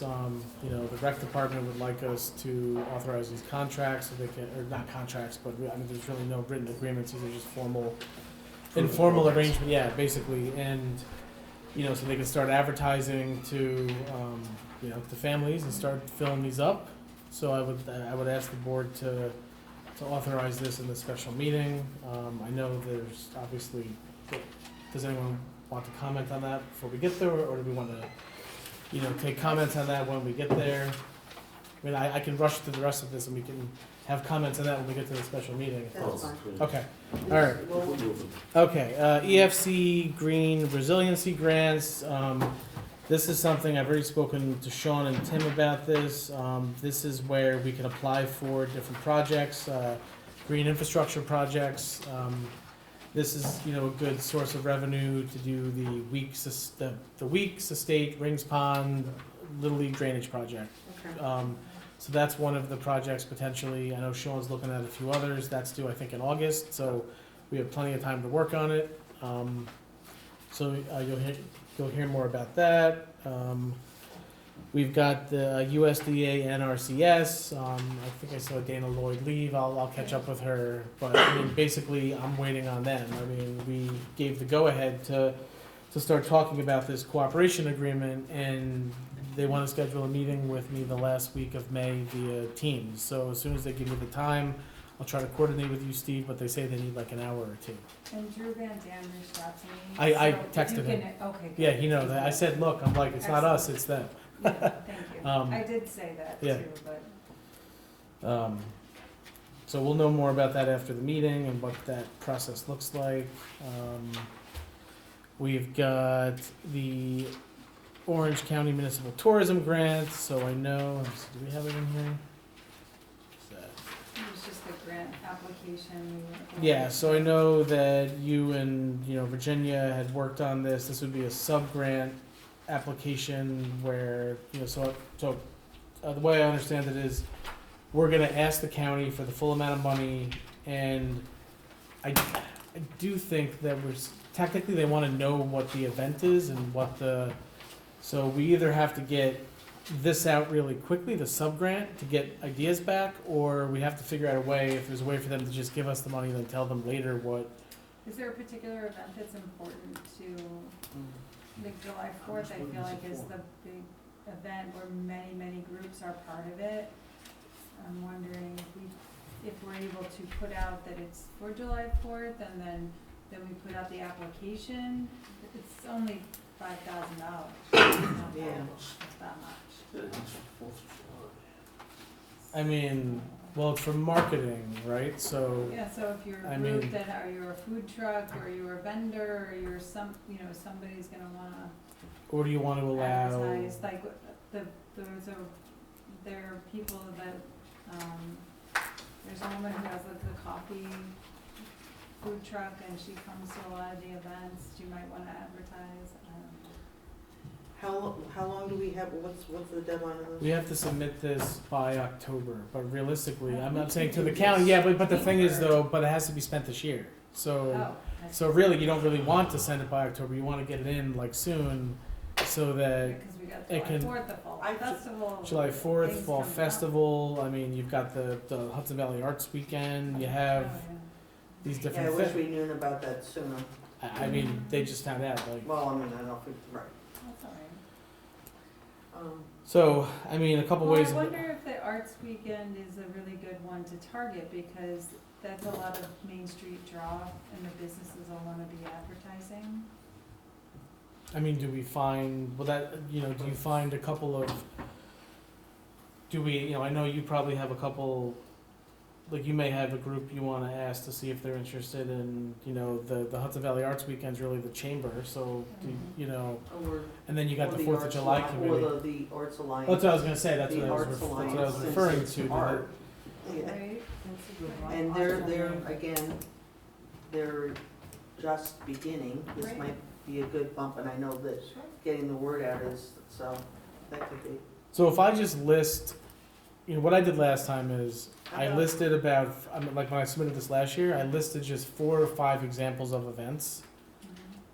And we spent on some of them, not all of them, and like the county was okay with it. So, I mean, do I just like kind of list a hodgepodge, like list of the events that we think like, you know, Arts Walk, 4th of July, kind of all the way through, we get to the Fall Festival. And then we put this out there and we get more specifics from the groups, and then that determines how much money they get, I think that would be a good idea. That's fine. right? And then that just makes it easier. It gives time, and there might be things that we don't know about. Yeah. The Orange County Legislature Municipal Grant, so that's another $4,999. And that's the one the seniors. So I filled this out for seniors, but if you wanna change it to not be seniors, I'm happy to like change it, but I do have to get this to Kevin Hines like by the end of May, so. I thought that was for the seniors. Yeah, so I filled it out for seniors, but it could be other categories, so as far as I'm concerned, we could just do They seniors. already, if they already let me They're know that they counting wanna on it, go, they wanna go Okay. again. So then I'll submit it They're as not going is back to a school bus. to They already Kevin told me. then, okay. Okay, this we can do rather Hometown Heroes program, so this was something that I was always intending on getting to. And really what kind of prompted it was just all this work with the American Legion on the capital projects and then seeing that New Windsor put it out. And it just so happens that, we share the same designer and IT and all that, so I called up, Supervisor Padetti and I was like, hey, I'm gonna steal your form and just change it to Cornwall. And he was okay with it. You should still probably review it, and before we put it out, we just need to make sure that, they went with a $250 number. So we just have to back into our costs, because that's what they're That you charging have people to do, to. yeah. We just need to back into that. If I may, do we have permission from Central Hudson to put the mounts and banners on the poles? It's just like the holiday lights, you gotta get the list, you gotta identify the individual poles, and so we just have to, that's part of our work, we gotta do that. Yeah, But they're not gonna say no, it's just a matter of, you You gotta. gotta just get it. I'm not sure $250 is a good number, because there's specific, I'm sorry, I do this for a living. There's specific brackets that you have to put up, and, I can get you costs on all that stuff, it'll take me a day, but I think at least the initial cost might be higher than that, because you have to put the brackets up as well as the individual banners. So I know Derek from Walden Savings has said that even though we can't do the banking development district, he wants to fund our hometown heroes. So if we can find out the cost of the mounts, I can maybe get the bank to pay for the cost of the mounts, and then the families can pay for the cost of the banners. Who would be Did mounting? Walden Well, do it? that's another cost. Yeah, I think Walden did. Yeah. So, you know what, maybe, Somebody needs okay, to fund you want me to reach out, I'll go to the mayor and Yeah, find sure. out. All right, I'll reach out to the mayor and find out how much, okay. Expensive payroll. Yeah, look, obviously you're right. Who's gonna do it? You need a Ray? We're gonna go to Ray. This gets to the point where we actually may need to get a bucket truck at some point. But the thing though, if you're gonna be in the bucket truck operating around wires, you gotta be certified to do it. Not just anyone can go in a bucket truck around high voltage. So Correct, the certification is easy to come by, yeah. that's something we can take care of, but. So there's a couple of steps that again, like I've told some of you, that I find that it's easier to start by creating something and working back from it, so you have something to like. I'll try and get numbers for the. And I'll work with the mayor, the mayor out in Um, Walden, I know he's done this. The middle school, His- I'll be very quick with this. Look, it's been submitted to state DOT, this, school speed zone request.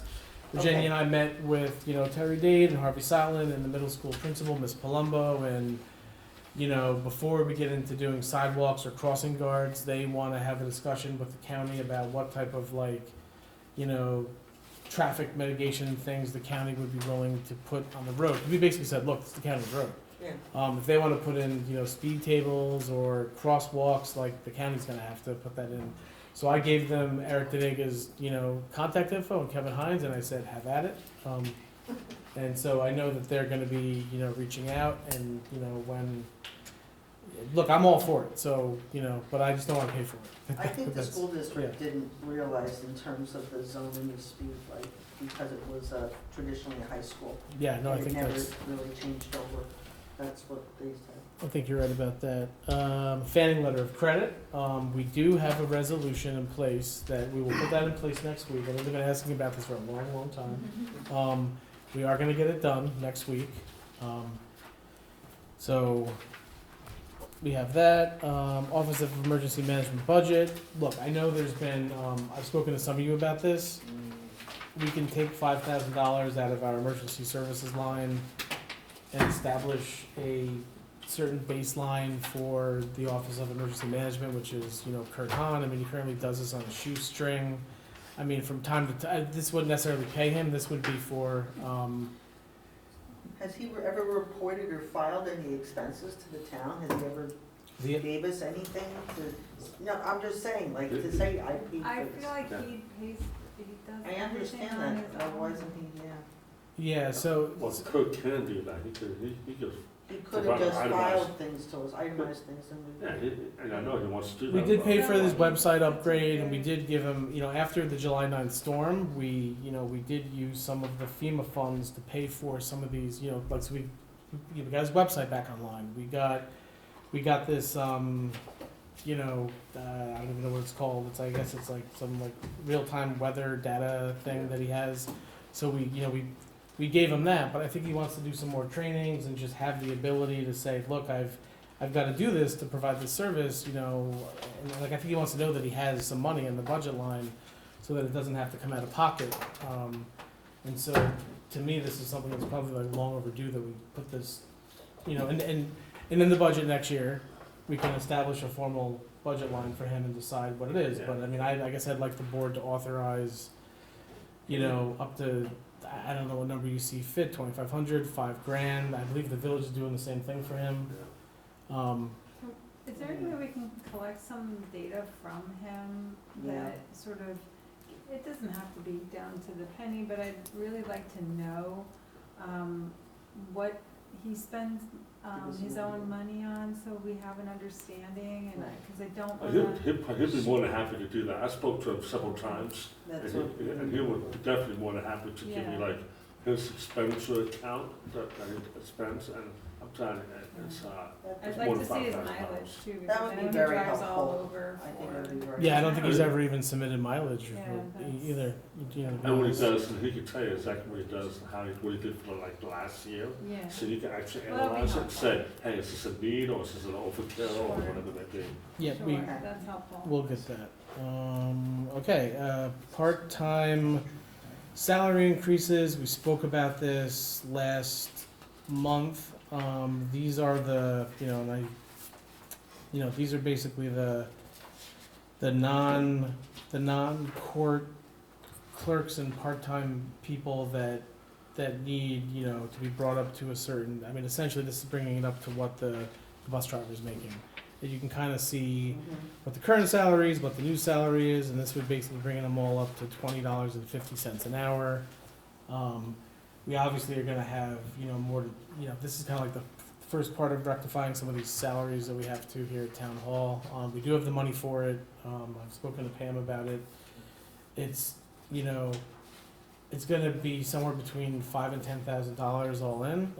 It's, gonna be, she thinks towards the lower end because most of these people aren't gonna work all of these hours, but that's how much it's gonna be to kind of bring them all up to about the same amount. You can kind of see where they're all, under the distribution here.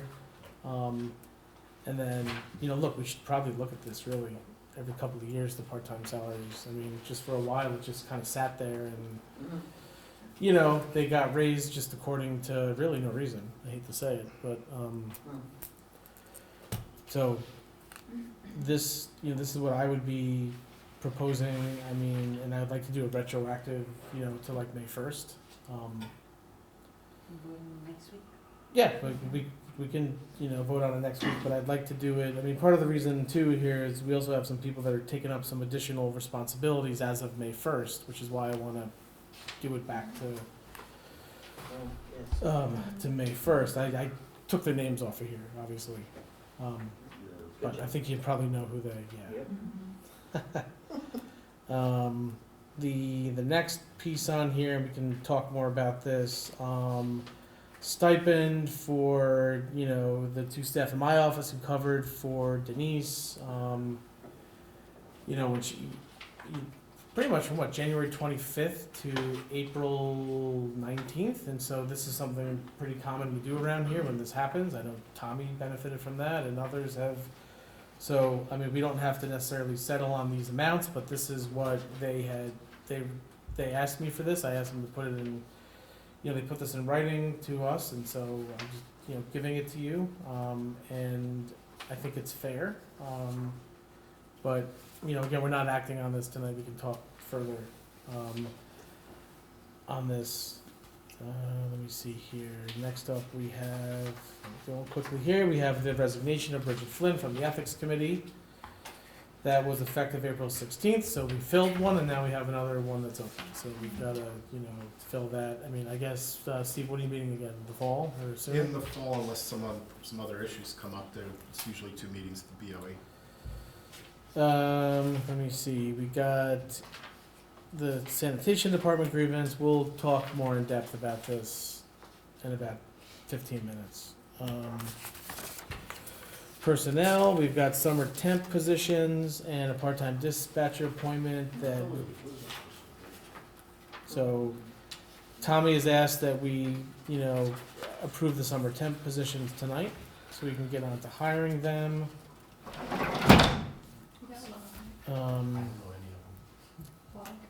We've got, Tommy wants to replace a zero-turn mower for buildings and grounds. So that would be on, there's those. Oh, I see. Sorry. So that'll be on for next week. We've got to replace the roadside mower, 2008 roadside mower. It's had a good run, 16 years there. There's a surplus of highway vehicles, which is good, so bringing some revenue here. We could see a good chunk off of that. Yeah.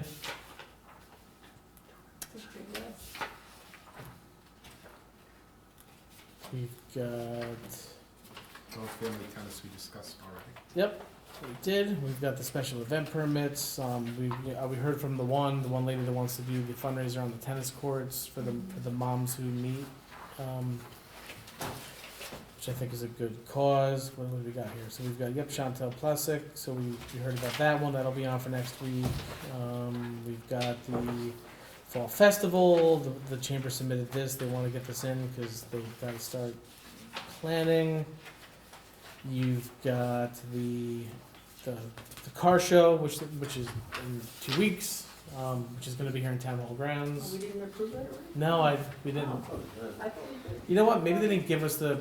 I thought we did too. I thought. I don't think they gave We us at the. least talked about it. The list of events. We You approved it? Okay. We did not. Oh, we didn't? Okay. We hadn't submitted the. Well, I'm gonna take the word from all. We gave the count. Jen said no, so we have to. Yeah. That means we didn't do it. Okay, Jen. All right. So that's.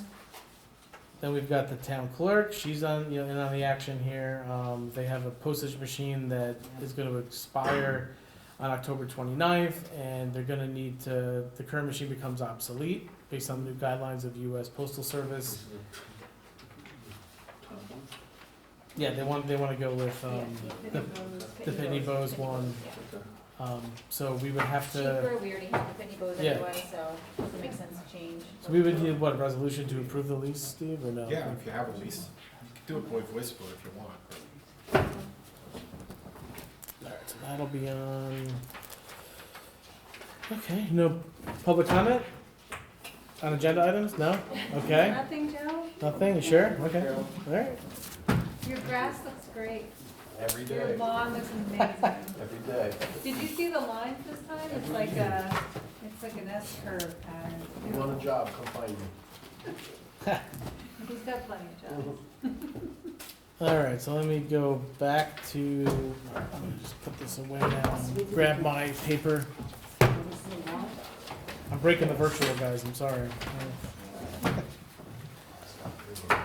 All right, so let me get the, first up, we have the resolution for Restore New York. That's kind of lengthy, you might want to wait. I'll waive the reading, I will, I promise. Promise. Okay, so, if I could get a motion to waive the reading of the resolution for Restore New York. So moved. Second. Mr. McCarty? Yes. Ms. Scott? Yes. Ms. Edelman Rice? Yes. Ms. Mike Rossi? Get the bottom Yes. of the Mr. first page Wojciechowski? now, therefore. Yes. Yes. Now therefore be resolved as follows, that the town board will sponsor an application for Restore New York funding for the proposal of 2 Girls and 1 Boy Holding LLC to renovate and make alterations and additions to certain real property located at 317 Main Street, Cornwall, New York, to transform the currently vacant structure on the property from a former automobile sales and service station to a boutique hotel, with off-street parking facilities located on the adjoining property at 325 Main Street, Cornwall, New York. And 2, that the town supervisor is hereby authorized to sign the applications for grant funding under Restore New York Communities Initiative Municipal Grant Program for said project. 3, that if the grant is awarded and accepted, the town board will administer the grant in accordance with all applicable rules and regulations established by Empire State Development Corporation. Can I get a motion to approve? So moved. Second. Mr. McCarty? Yes. Ms. Scott? Yes, but I want to say something about this.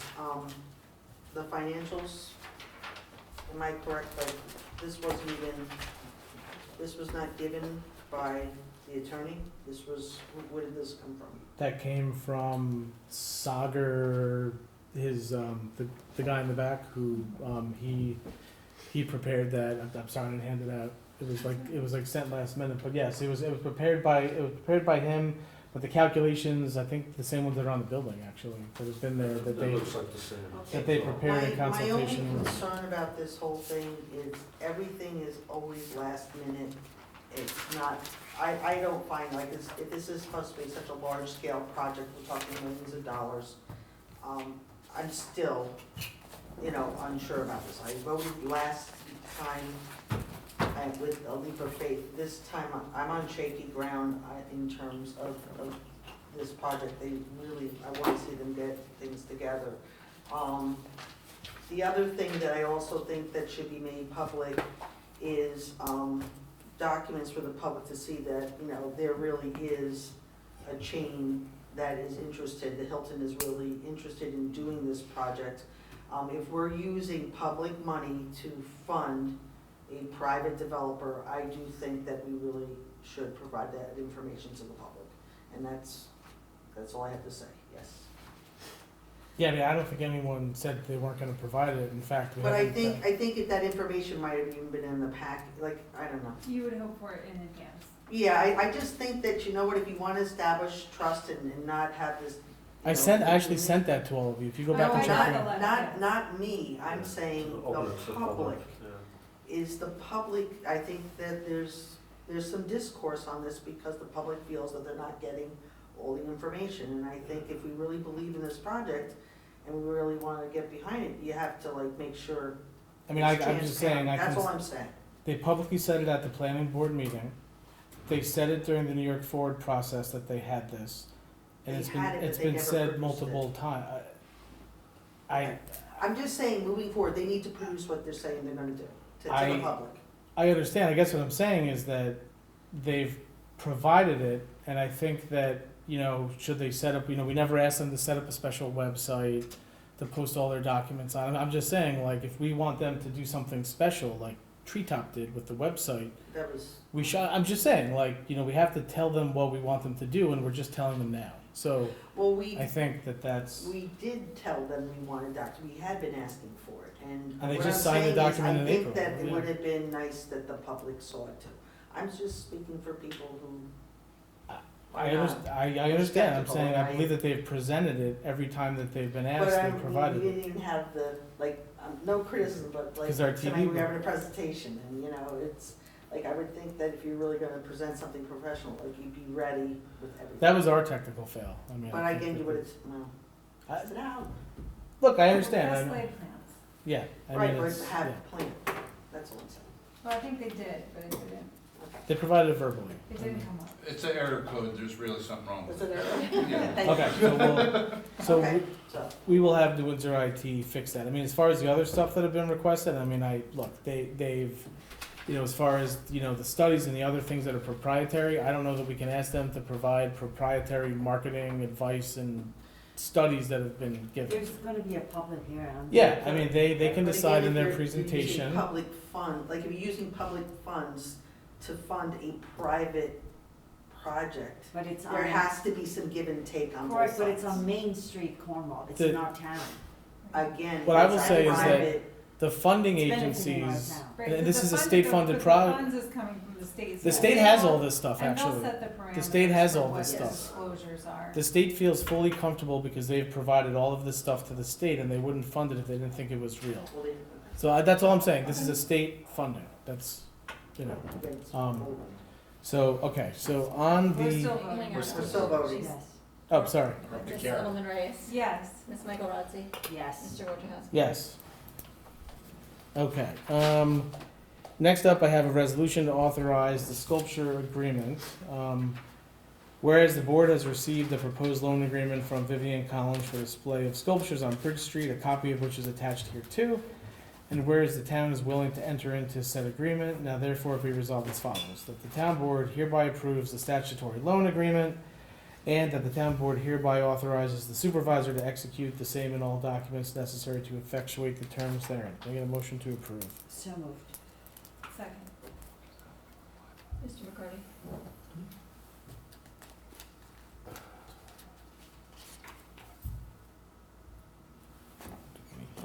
You know, I'm gonna say it's because I support the art program, but I just hope it doesn't come back and bite us. I don't like the agreement that's in front of us. It's so one-sided. Ms. Scott? I'll agree with Tim. I just think moving forward, we need to have much clearer defined. I just think sometimes when these contracts are being done, it's like the town, I don't feel sometimes we're on even footing. It's like we're not on even footing. I do support the arts. I know that that's not the point of this, but I want what's best for the town, and I want to make sure we're spending things wisely and appropriately, and donate to the Arts Council. Ms. Edelman Reyes? I didn't get it. Did you guys Yes. say yes or Yes, no? we did. I wasn't sure. Okay. Yeah, we did. Yes. Ms. Michael Rotzi? Yes. Mr. Wojciechowski? Yes. All right, next up I have, we can do part-time employee this week, we cannot, I mean, would you like to act on it this week, you wanna wait until next week? I have it on, we, Can we just do it? Just yeah, this you might as well is- do it, okay. All right, so if I could get a motion to authorize the part-time salary increases, for the part-time clerk with hire date of 3/21/2022, part-time clerk with a hire date of 8/3/2020, the part-time clerk with a hire date of 3/1/2004, part-time clerk with a hire date of 5/16/2005, a part-time dispatcher with a hire date of 5/2/2018, and a part-time dispatcher of 8/17/2021, bringing them all to $20.50 an hour. Did you make a motion? What's the number? Yeah, can I get a motion to approve? What was the number? $20.50 an Oh, hour. okay, yeah. So Okay. moved. Second, Mr. McCarty? yes. Ms. Scott? Yes. Ms. Edelman Reyes? Yes. Ms. Michael Rotzi? Yes. Mr. Wojciechowski? Yes. All right, next up I have can I get a motion to approve, tennis camps for Sportsplex and Orange County Aces? So moved. Second, Mr. McCarty? yes. Ms. Scott? No. Ms. Edelman Reyes? Yes. Ms. Michael Rotzi? I am refusing, abstaining. Mr. Wojciechowski? Yes. If I could get a motion to approve the Skyhawks summer camps? So moved. Second, Mr. McCarty? yes. Ms. Scott? Yes. Ms. Edelman Reyes? Yes. Ms. Michael Rotzi? Yes. Mr. Wojciechowski? Yes. All right, next up I have the summer camp, Summer temp. summer temp positions here. Temporary position. Let me just get this. Is that for girls and Howard? One, two. All right, so if I could get a motion to approve Thomas Shaw and Wallace Kirkpatrick for highway summer temps, and Joseph Coppola for buildings and grounds summer temp. Can I get a motion to approve? So moved. Second. Mr. McCarty? Yes. Ms. Scott? Yes. Ms. Edelman Reyes? Yes. Ms. Michael Rotzi? Yes. Mr. Wojciechowski? Yes. All right, next up, can I get a motion to approve warrant number 5? So moved. Second. Mr. McCarty? Yes. Ms. Scott? Yes. Ms. Edelman Reyes? Yes. Ms. Michael Rotzi? Yes. Mr. Wojciechowski? Yes. We're approving this next week? Yeah. Okay. All right, no public comments. If I could get a motion to go into executive session to discuss medical, financial, credit, or employment history of a particular person, corporation, or matters leading to the appointment, employment, promotion, demotion, suspension, dismissal, or removal of a particular person or corporation, and a motion to go into closed session to seek the advice of counsel. Second. Could we stay? Yes. Yeah, we can stay here, Ms. yeah. Scott? Stay here. Ms. Edelman Reyes? Yes. Ms. Michael Rossi? Yes. Mr. Wojciechowski? Yeah, he wants to-